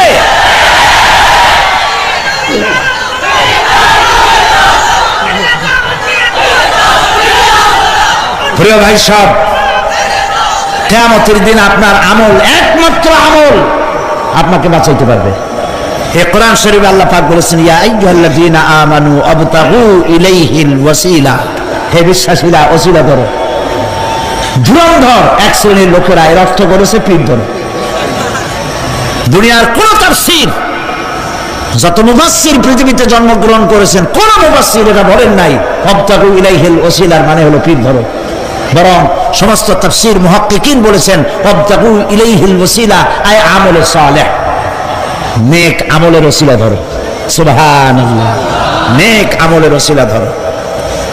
প্রিয় ভাই সব, ধান্দাবাজি ছাড়তে হবে। কিয়ামতের দিন মানুষ একেবারে অসহায় হয়ে যাবে, কেউ সাহায্য করবে না। এমন কিছু ছিল না যার ঘষা দিয়ে অথবা জাদুর ছোঁয়া দিয়ে মৃত্যুপ্রায় জাতিকে প্রাণ দিয়ে দিলেন, অন্ধ জাতিকে চক্ষুষ্মান করে দিলেন, জড় পদার্থগুলিকে দুনিয়ার শ্রেষ্ঠ মানুষ বানায় দিলেন। কি করে এটা হলো? কবি হালি বলেছেন, উতর কর গারে হেরা সে সুয়ে কম আয়া, উতর কর গারে হেরা সে সুয়ে কম আয়া, और एक नुस्खे किमिया साथ लाया। হেরা পাহাড় থেকে নেমে এলেন সরওয়ারে দো আলম সাল্লাল্লাহু আলাইহি ওয়াসাল্লাম, হাতে নিয়ে আসলেন একটা পরশ পাথর, কিমিয়া, এমন পরশ পাথর নিয়ে এলেন যার ছোঁয়া লেগে, যার স্পর্শ লেগে লোহাগুলি সোনা হয়ে গেল। সুবহানাল্লাহ পড়েন, সুবহানাল্লাহ পড়েন। পরশ পাথরের খাসিয়ত হচ্ছে, পরশ পাথর যদি লোহায় লাগে, লোহা কি হয়ে যায়? স্বর্ণ হয়ে যায়।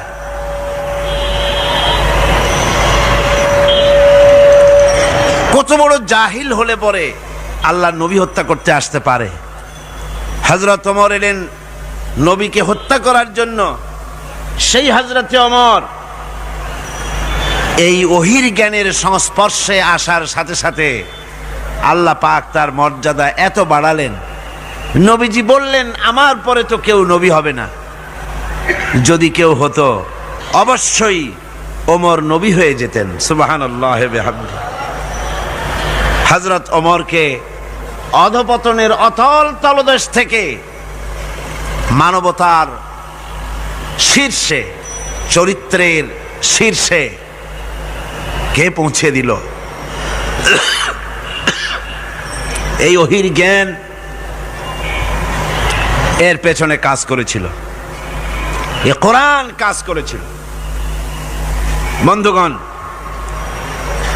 আজ পৃথিবীর মানুষেরা কলেজে, বিশ্ববিদ্যালয়, মাদ্রাসায় সিলেবাসের অনেক বই পড়ে, সিলেবাসের এত বই পড়ার পর চরিত্র কি হল, মানুষকে কি দিতে পারলো?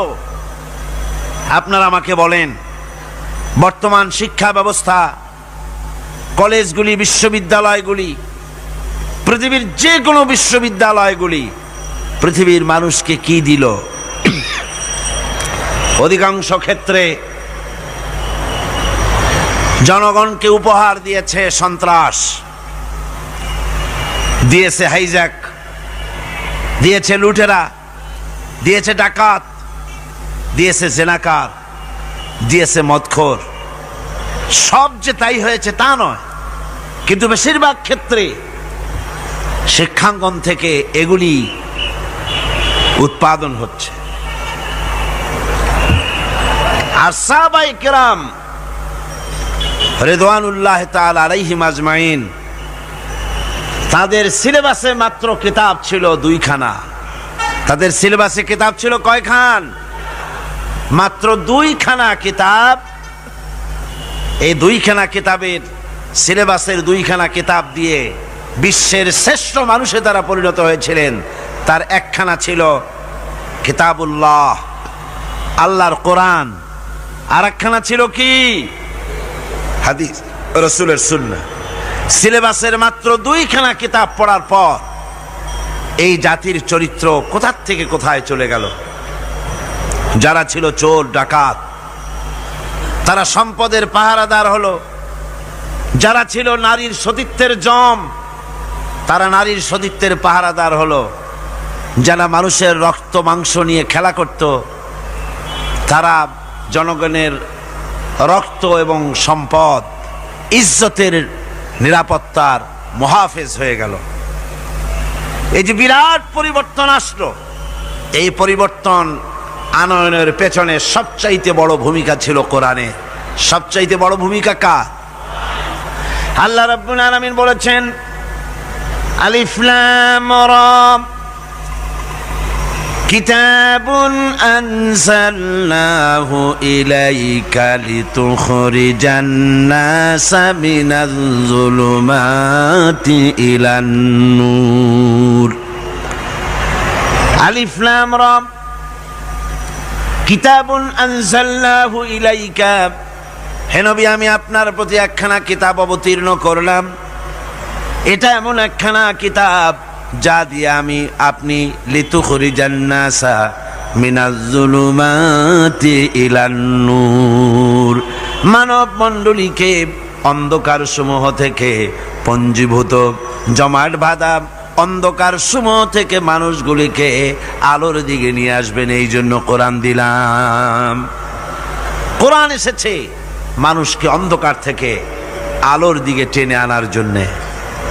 অন্ধকার সমূহ, এর অর্থ হচ্ছে পৃথিবীতে মানুষের তৈরি করা যত মতবাদ আছে সব হলো অন্ধকার, আর আলো হচ্ছে ইসলাম। আলো কি? সবাই বলেন আলো কি? ইসলাম। রাসূল করিম সাল্লাল্লাহু আলাইহি ওয়াসাল্লাম এই কোরআন দিয়েই মৃত্যুপ্রায় জাতিটাকে পৃথিবীর শ্রেষ্ঠ জাত বানায় দিলেন। তার মধ্যে যে জিনিসটি তিনি সৃষ্টি করেছিলেন, যার মাধ্যমে জাতির এই উন্নতি হলো, অগ্রগতি হলো, সেটা হলো ঈমান। সে জিনিসটা কি ছিল? আরো জোরে বলেন, সেটা কি ছিল? ঈমান, বিশ্বাস। এই বিশ্বাস, এই ঈমান, এটার মূল্যই সবচাইতে বেশি। আপনি কতবার সেজদা করলেন, কতবার পূর্ব পশ্চিমে মুখ ঘুরালেন, এটাই কিন্তু মূল কথা নয়। গত দুদিন এ কথাই আপনাদের সামনে আলোচনা করা হয়েছে। আজকে বাকি কথাগুলি বলবো ইনশাআল্লাহ। সবাই বলেন ইনশাআল্লাহ। একটু জোরে সোরে জিকির করেন, লা ইলাহা ইল্লাল্লাহ, লা ইলাহা। গত 2 দিন আমরা আলোচনা করতেছিলাম যে বিষয়ের উপরে, সে বিষয়টা ছিল এই, আল্লাহ পাক বলছেন, লাইসাল বিররা আন তুওয়াল্লু ওয়ুজুহাকুম কিবালাল المشرق والمغرب ولكن البر من آمن بالله واليوم الآخر والملائكة والكتاب والنبيين ليس البر أن تولوا وجوهكم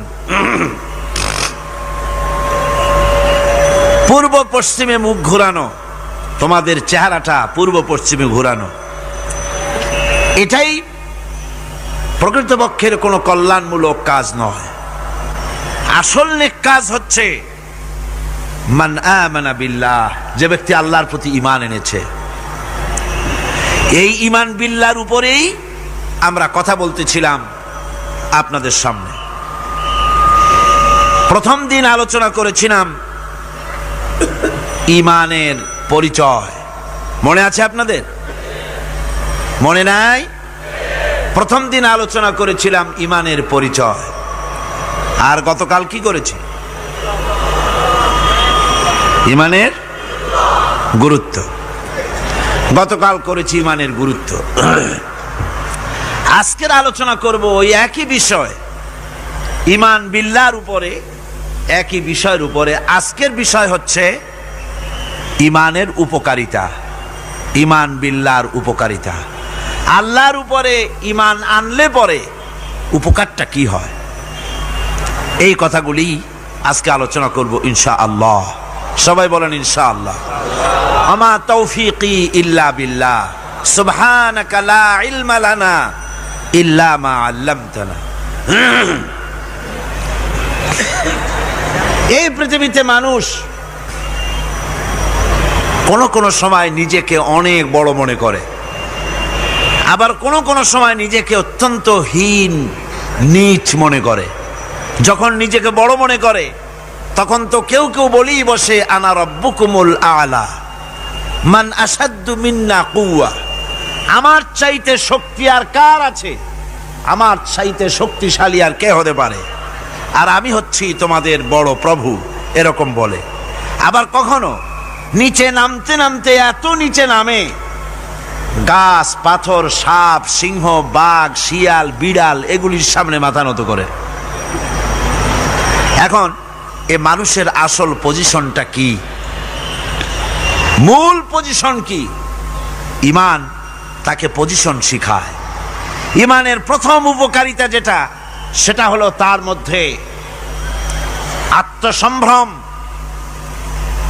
শখসিয়ত, পার্সোনালিটি সৃষ্টি করে দেয়, আত্মমর্যাদার উন্মেষ ঘটিয়ে দেয়।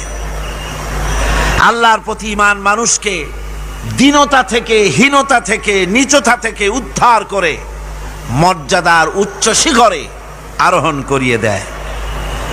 সে অন্যের নিকটে হাত পাতত, সে গাছের সামনে মাথা নত করত, সে পাথরের সামনে মাথা নত করত, সাপকে ভয় পেত, সাপকে পূজা করত। কিন্তু যখন এই মানুষটি আল্লাহর উপরে ঈমান আনলো, যখন এ মানুষ পড়ল লা ইলাহা ইল্লাল্লাহু মুহাম্মাদুর রাসূলুল্লাহ, জোরে পড়েন না লা। মাইকটা আমার কানে আওয়াজ আসে না, কি জোরে আওয়াজ হচ্ছে, সেই জন্য আমার অসুবিধা হচ্ছে। এমন হওয়া উচিত যাতে আমি শুনতে পাই। এই কালেমা যখন পড়ল তখন সে নিজেকে চিনতে পারলো, সে বুঝতে পারলো যে আমি যাদের সামনে মাথা নত করি, যাদের সামনে আনুগত্য করি, এগুলি তো আবার আর একজনের গোলাম। আল্লাহ রাব্বুল আলামিন কোরআনে কারীমের মধ্যে বলেছেন ইয়াবতাগুনা ইলা রাব্বিহিমুল ওয়াসিলা। আল্লাহ পাক বলেন, যারা নাকি মানুষগুলি যার সামনে মাথা নত করে, যাদেরকে প্রভু বলে, দেবতা বলে, উচ্চ শক্তি সম্পন্ন মনে করে, যাদের পেছনে ঘুরে, যাদের কাছে হাত পাতে, তারাই তো আবার আল্লাহর কাছে যাওয়ার জন্য ওসিলা তালাশ করে। সুতরাং তার ভুল ভেঙে যায়, সে তখন দেখতে পায়, সে তখন বুঝতে পারে যে একজন এমন শক্তি আছে একমাত্র তার কাছেই মাথা নত করতে হয়, আর কারো কাছে করা যায় না। কোরআনে কারীম বলছে, ইন্নাল্লাযীনা তাদউনা মিন দুনিল্লাহি ইবাদুন আমসালুকুম। আমি আল্লাহকে বাদ দিয়ে তোমরা যার অনুসরণ করো, আমি আল্লাহকে বাদ দিয়ে তোমরা যাকে ডাকো নিজের হাজাত পুরা করার জন্য, নিজের উদ্দেশ্য পুরা করার জন্য, মনস্কামনা পূর্ণ করার জন্যে, আমি আল্লাহরে বাদ দিয়ে যাদের ডাকো ওরা তোমার মতো আমার গোলাম। তুমি যেমন আমার গোলাম, ওটাও আমার গোলাম। তুমি সূর্যের পূজা করো, সূর্য তো আমার গোলাম।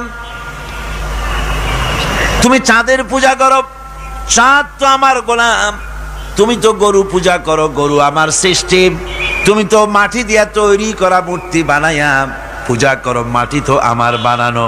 তুমি কাঠ দিয়া পাথর দিয়া মূর্তি বানাও, এগুলির সামনে মাথা নত করো, ওগুলি তো আমার কাঠ আমার পাথর সব আমার।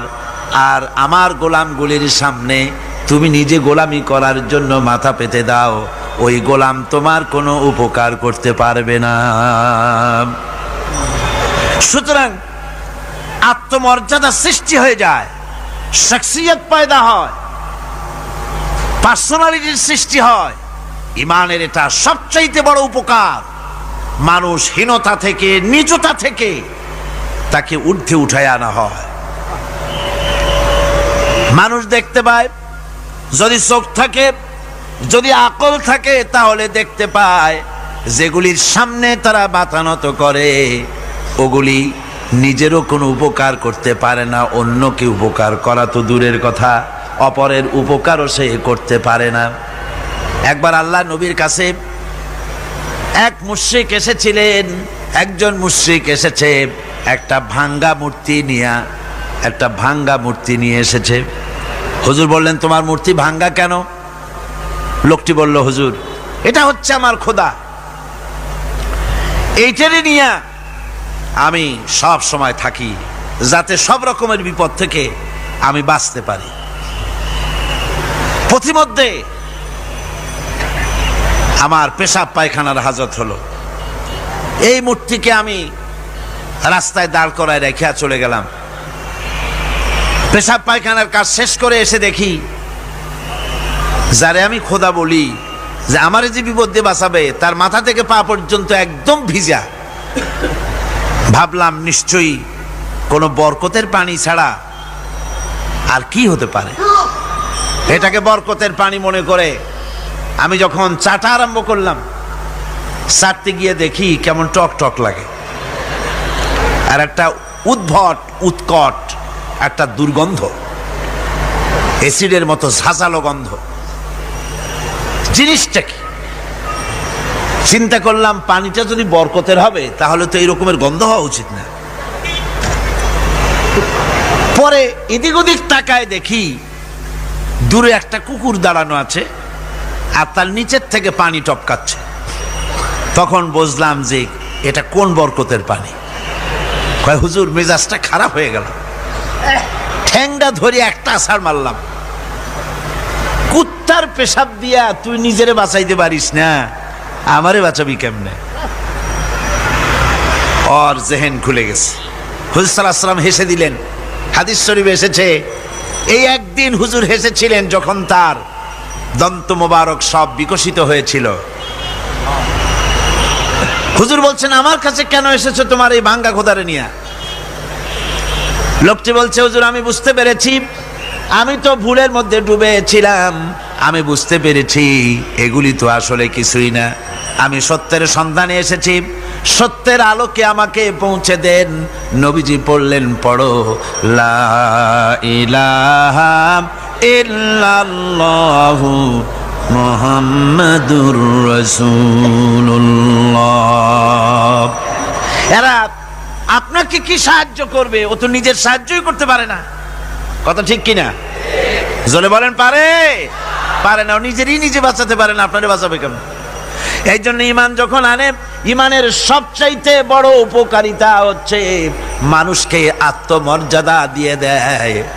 তার সম্মান, নিজের সম্মান সে বোঝে, সে বুঝতে পারে যেহেতু ক্ষমতা দুনিয়ায় কারো নাই, ক্ষমতার মূল উৎস আমার আল্লাহ রব্বুল আলামিন।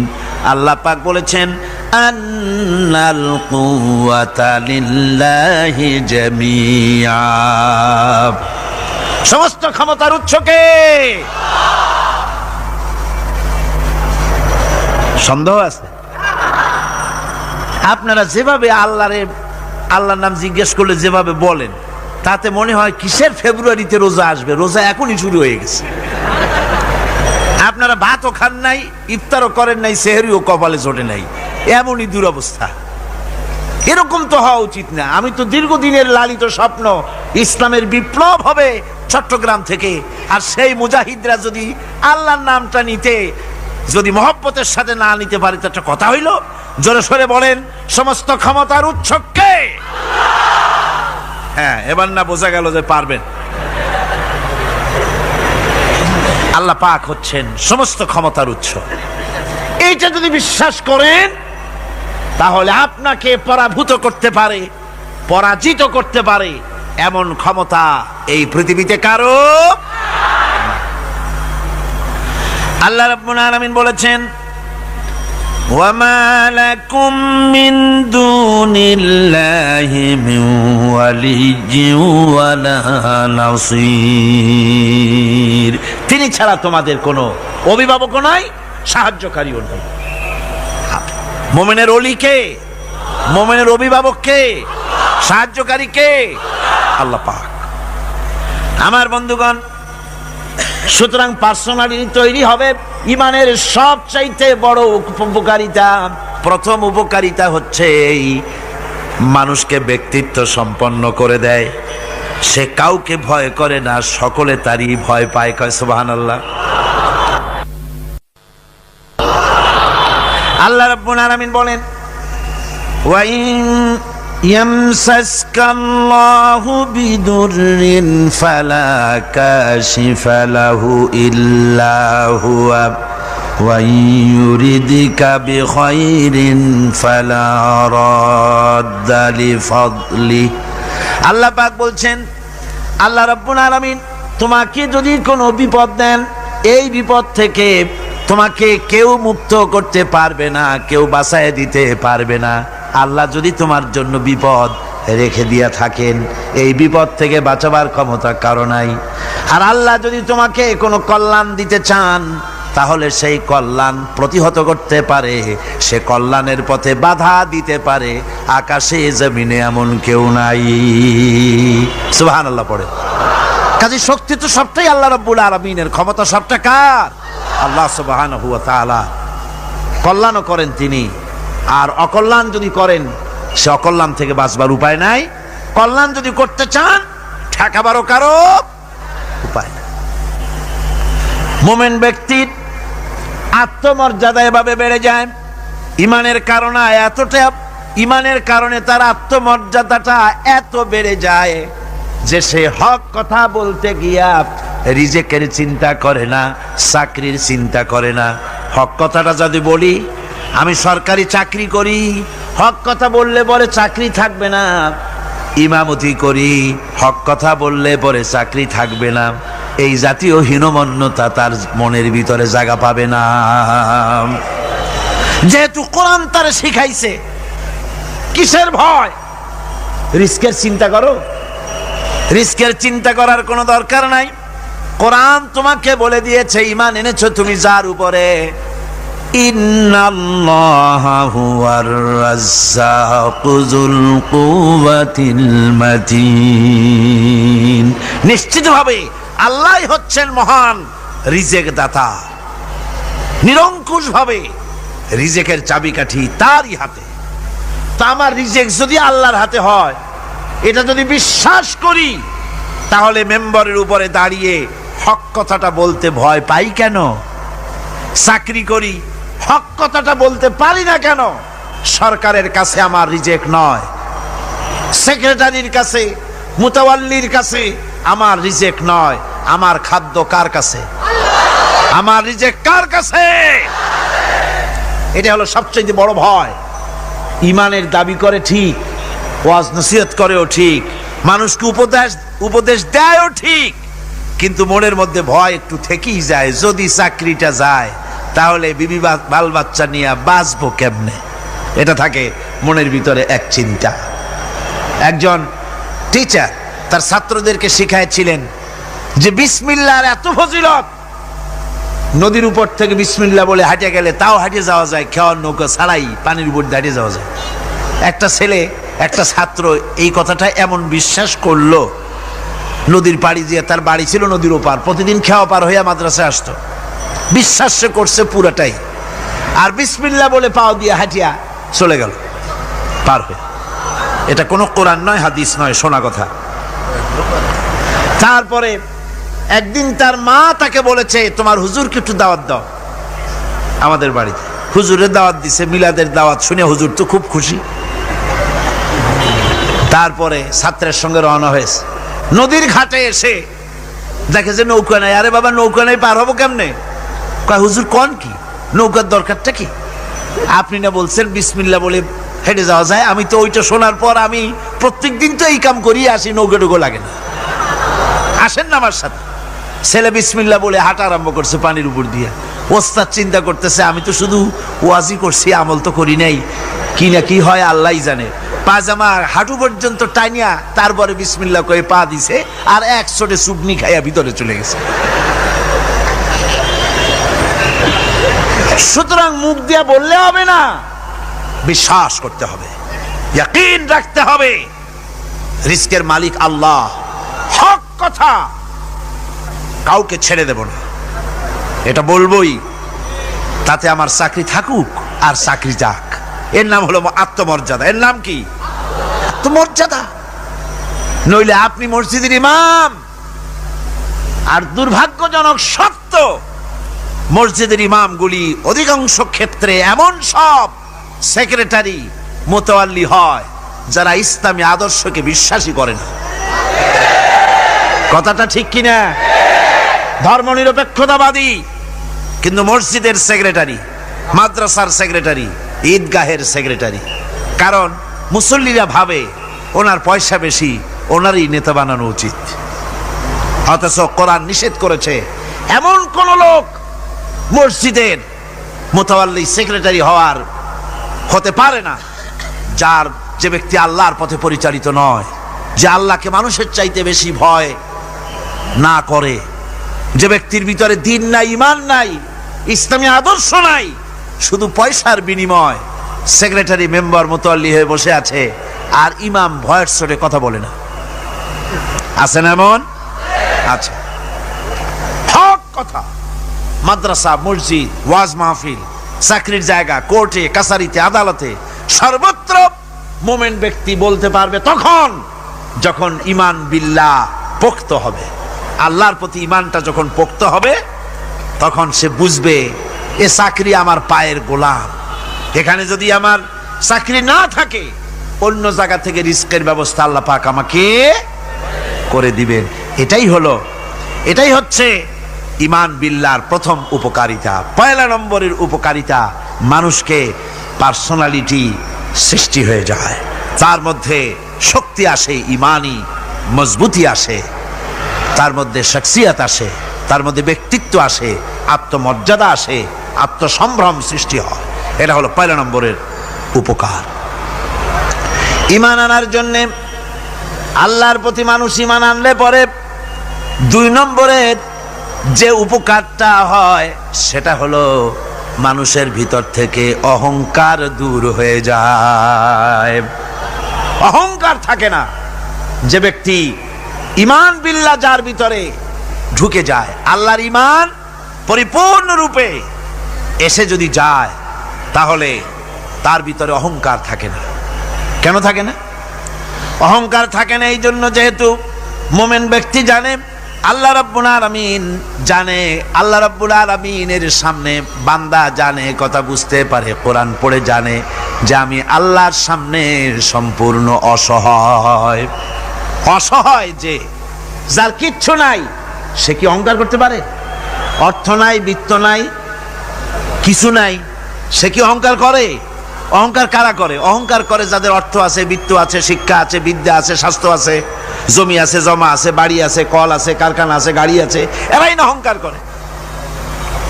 কিন্তু ঈমান বিল্লাহ যখন আসি তখন সে বুঝতে পারে আমার শক্তি কোনো শক্তি নয়, ওয়া হুয়াল কাহিরু ফাওকা ইবাদি। সমস্ত আল্লাহ রাব্বুল আলামিন বলছেন সমস্ত বান্দার উপরে কর্তৃত্ব হচ্ছে আল্লাহ পাকের। আল্লাহর কর্তৃত্ব থেকে বেরিয়ে আসার ক্ষমতা কারো নাই। সবচাইতে শ্রেষ্ঠ শক্তি কার? আল্লাহ পাক। ওই আল্লাহ রাব্বুল আলামিন বলেছেন, চ্যালেঞ্জ করেছেন, যদি সম্ভব করতে পারো, অহংকার করতেছো, বড়াই করতেছো, যদি সম্ভব করতে পারো আমার জমিন থেকে বেরিয়ে যাও। যদি সম্ভব করতে পারো, অহংকার তো খুব করো, বাস করো আমার জমিনের উপরে, খাও আমার ফসল, জীবন আমি দিলাম, চক্ষু আমি দিলাম, আমার চোখ দিয়ে দেখো, আমার দেওয়া কান দিয়ে শোনো, আমার দেওয়া বিবেক দিয়ে চিন্তা করো, সব তো আমি দিয়েছি, তারপরেও যদি অহংকার করো।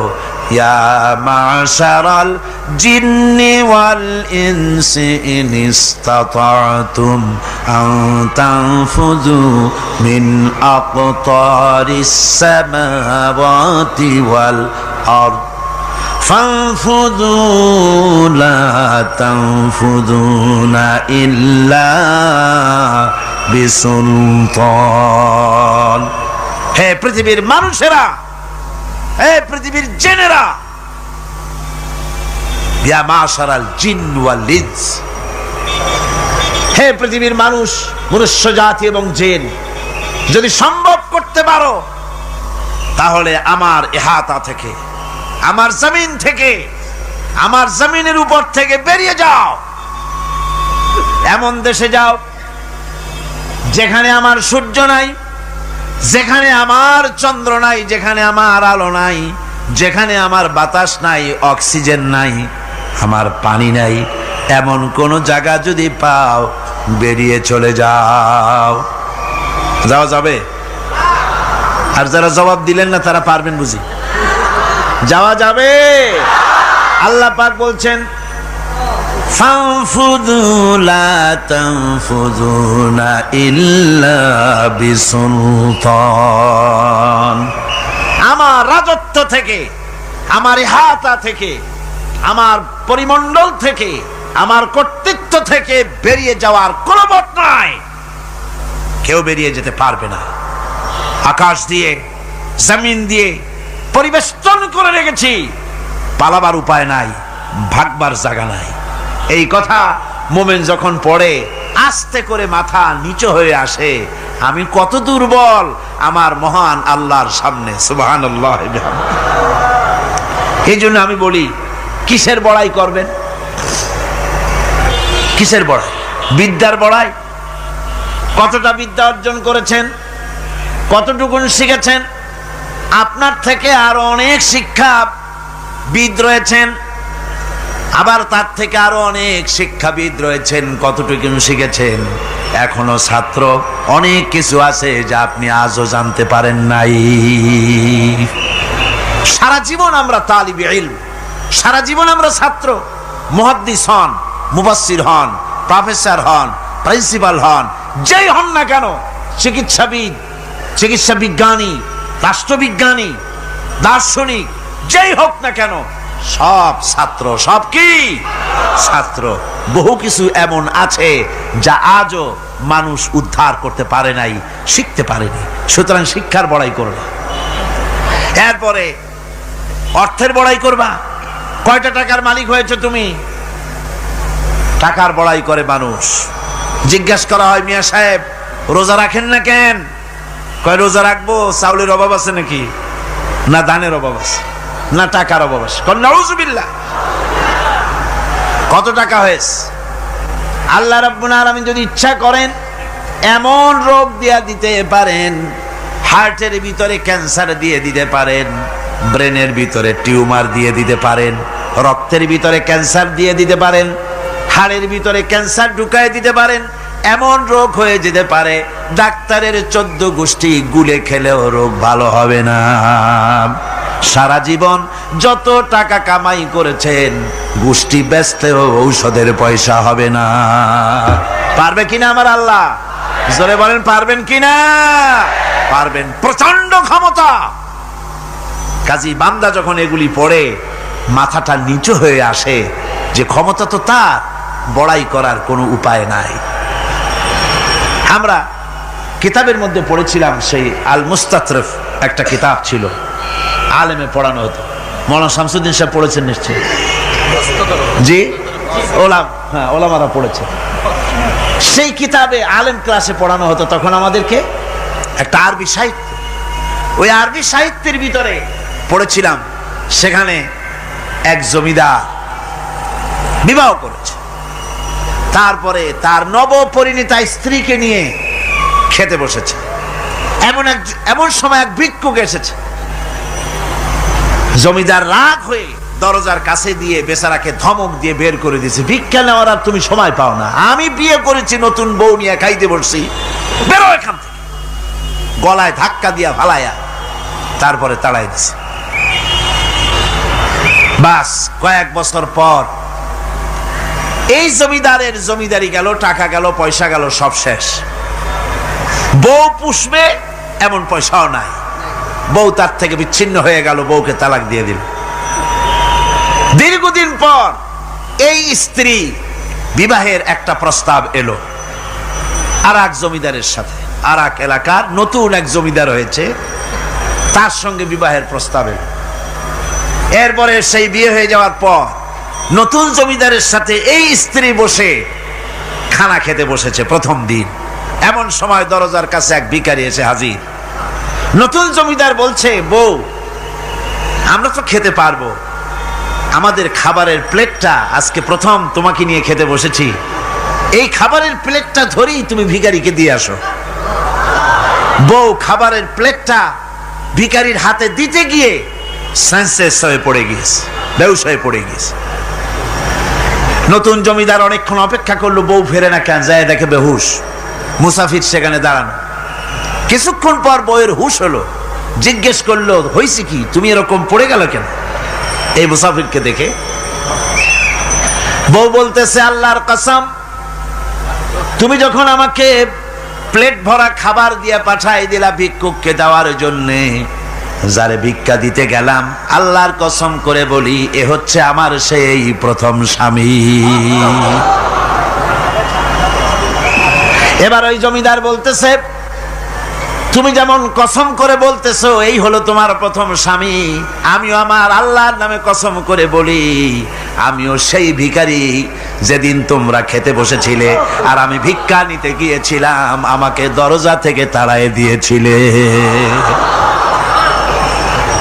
সুতরাং বড়াই করো না অর্থের, টাকার বড়াই করো না, অহংকার করো না। স্বাস্থ্যের বড়াই করো না, স্বাস্থ্য ভালো, অহংকার করো না। আল্লাহ যদি ইচ্ছে করেন এক রাত্রের মধ্যে মাত্র আধা ঘন্টা 15 মিনিটের ভিতরে কয়েকবার পাতলা দাস্ত দিয়া জনমের মতো শেষ করে দিতে পারেন, পারেন কিনা? সুতরাং মানুষ ঈমান বিল্লাহ, আল্লাহর প্রতি ঈমান মানুষকে এভাবে বিনয়ী করে দেয়। কোন আলহামদুলিল্লাহ। অহংকার বলে কিচ্ছু থাকে না তার, সে আগে সালাম দেয়। ঈমান বিল্লাহ, যার মধ্যে ঈমান, আল্লাহর ঈমান ঢুকে যায়, তার আগে কেউ সালাম দিতে পারে না। রাসূলুল্লাহ বলেছেন, যে ব্যক্তি আগে সালাম দেয় সে অহংকার মুক্ত। জোরে বলেন সুবহানাল্লাহ। এখন তো সালাম শুধু পেতে চায়। দারোগা চিন্তা করে, পুলিশেরা আমারে সালাম দেবে, আমি ওরে সালাম দিতে যাবো কেন? ও প্রত্যেকদিন আমারে দেয় স্যালুট, আমি দেবো ওরে সালাম, একটা কথা। এসপি মনে করে ইন্সপেক্টররা আমারে সালাম দিবে, আইজি মনে করে এসপিরা আমারে সালাম দিবে, প্রেসিডেন্ট মনে করে মন্ত্রীরা আমারে সালাম দিবে, হুজুররা মনে করে মুরিদরা আমারে আগে সালাম দিবে। না, এটা সুন্নাতের খেলাফ। রাসূলুল্লাহর আগে কেউ সালাম দিতে পারে নাই। জোরে কোন সুবহানাল্লাহ। আগে সালাম দাও।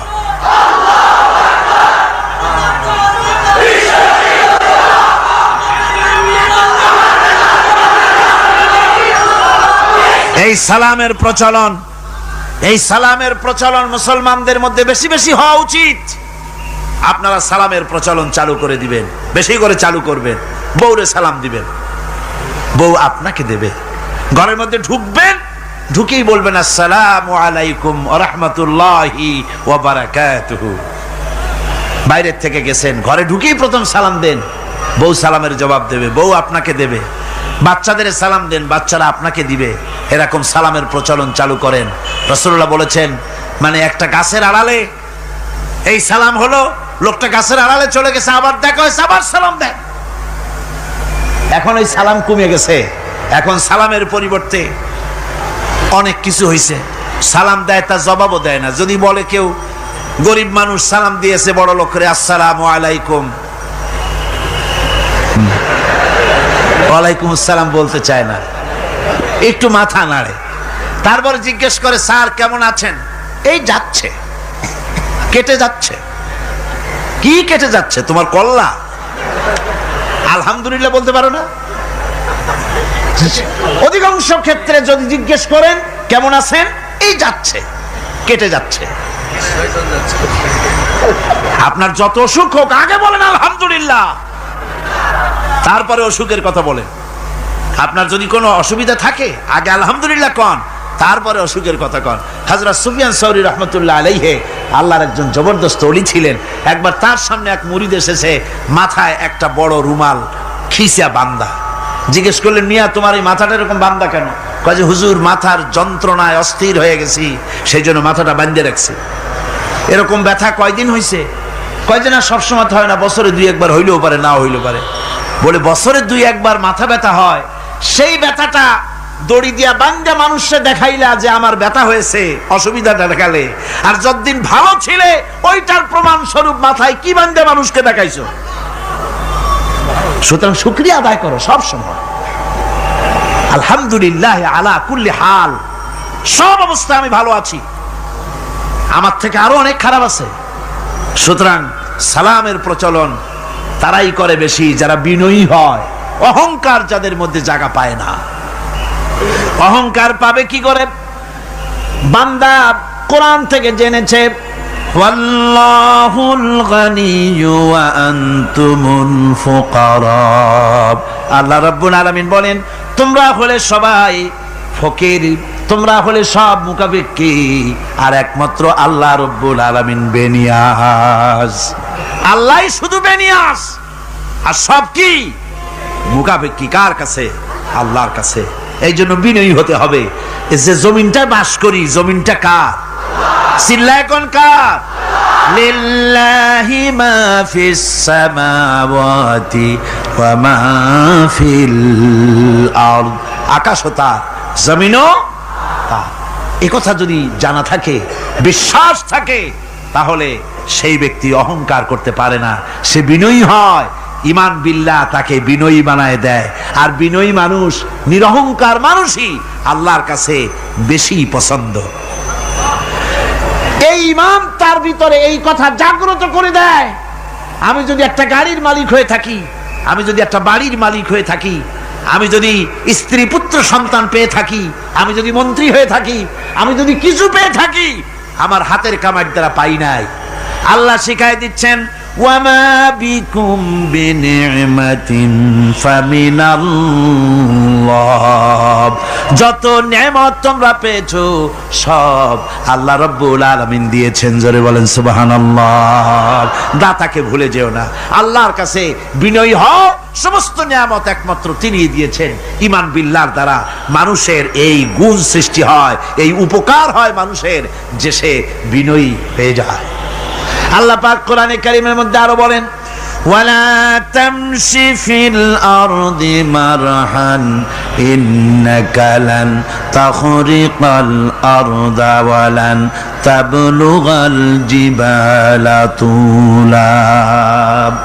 ওয়ালা তামশি ফিল আরদি মারহান, আমার এই জমিনের উপরে অহংকার করে হেঁটো না। আল্লাহ পাক নিষেধ করেছেন, জমিনের উপরে অহংকার করে হেঁটো না।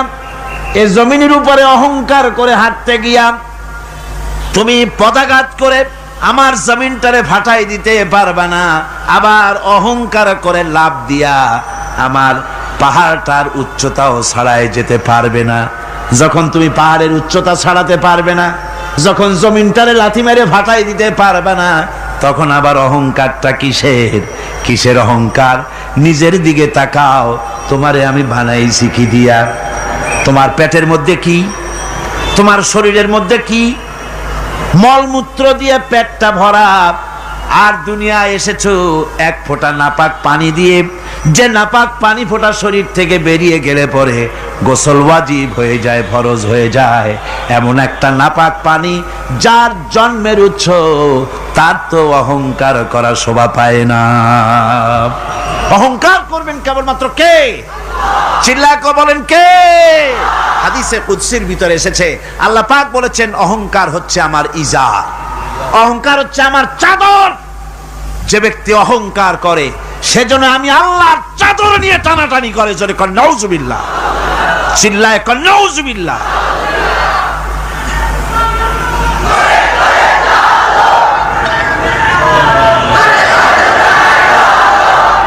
আমার বন্ধুগণ, আল্লাহ রাব্বুল আলামিন কোরআনে কারীমের মধ্যে বলেছেন, আমার সঠিক বান্দা যারা, অহংকার তাদের মধ্যে থাকে না। ওয়াইবাদুর রাহমানিল্লাযীনা ইয়ামশুনা আলাল আরদি হাওনা। রহমানের বান্দা যারা, আমি আল্লাহ পাকের গোলাম যারা, তারা জমিনের উপরে খুব বিনয়ের সাথে চলে। তাদের চলাফেরা দেখলেই বোঝা যায় লোকটা বিনয়ী, আল্লাহর বান্দা। সুবহানাল্লাহি ওয়া বিহামদিহি। কি বলেন? মানুষের চলাফেরা, চাহনি, ওঠা বসা, কথাবার্তা দেখলেই বোঝা যায় না লোকটা কি চরিত্রের? বোঝা যায়। এক পদের মানুষ আছে, গম্ভীর হয়ে বসে থাকে, মনে হয় যেন নবজাদা নসরুল্লাহ খানের শালা। নামাজ নাই। কি হয়েছে? মাইক এমনি আজকে আমি নিজেও টের পাচ্ছি, আমি মাইকের আওয়াজ নিজেও পাচ্ছি না। মাইকটা ভালো করে দেন মাইকের অপারেটর, আর জোরে সোরে একটু জিকির করেন, লা ইলাহা ইল্লাল্লাহ, লা ইলাহা ইল্লাল্লাহ, লা ইলাহা ইল্লাল্লাহ।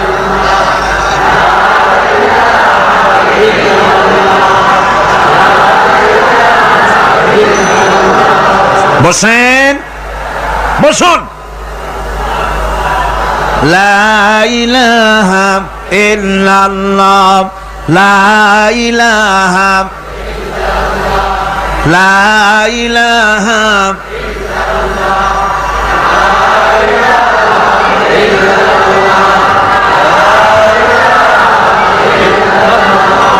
লা ইলাহা ইল্লাল্লাহ মুহাম্মাদুর রাসূলুল্লাহ। বন্ধুগণ, আল্লাহর প্রতি ঈমান আনলে পরে যে গুণ সৃষ্টি হয়, যে গুণাবলী সৃষ্টি হয়, সেই গুণের মধ্যে 2 নম্বরের গুণটা আমি বললাম, বিনয় এবং বিনম্রতা সৃষ্টি হয়, অহংকার মুক্ত হয়ে যায়। এটা হলো 2 নম্বরের উপকার। 1 নম্বরের উপকার হচ্ছে মর্যাদা সৃষ্টি হয়। 2 নম্বরে কি হয়? অহংকার মুক্ত হয়ে যায়। আল্লাহ রাব্বুল আলামিনের উপরে ঈমান আনলে পরে, ঈমান বিল্লাহ যখন এসে যায় ভিতরে, আল্লাহর প্রতি যখন ঈমান পরিপূর্ণতা লাভ করে, তখন তার 3 নম্বরের উপকার যেটা হয়, সেটা হলো সে নির্ভীক হয়ে যায়, তার মধ্যে বীরত্বের সৃষ্টি হয়। জোরে বলেন আলহামদুলিল্লাহ। ঈমানদার লোক কোনোদিন কাপুরুষ হয় না। ঈমানদার লোক কাপুরুষ হয় না, বীর পুরুষ হয়। আর পৃথিবীতে কাপুরুষেরা কোনো ইতিহাস সৃষ্টি করতে পারে না। বীর পুরুষ জীবনে মরে একবার, আর কাপুরুষ মরে জীবনে বারবার।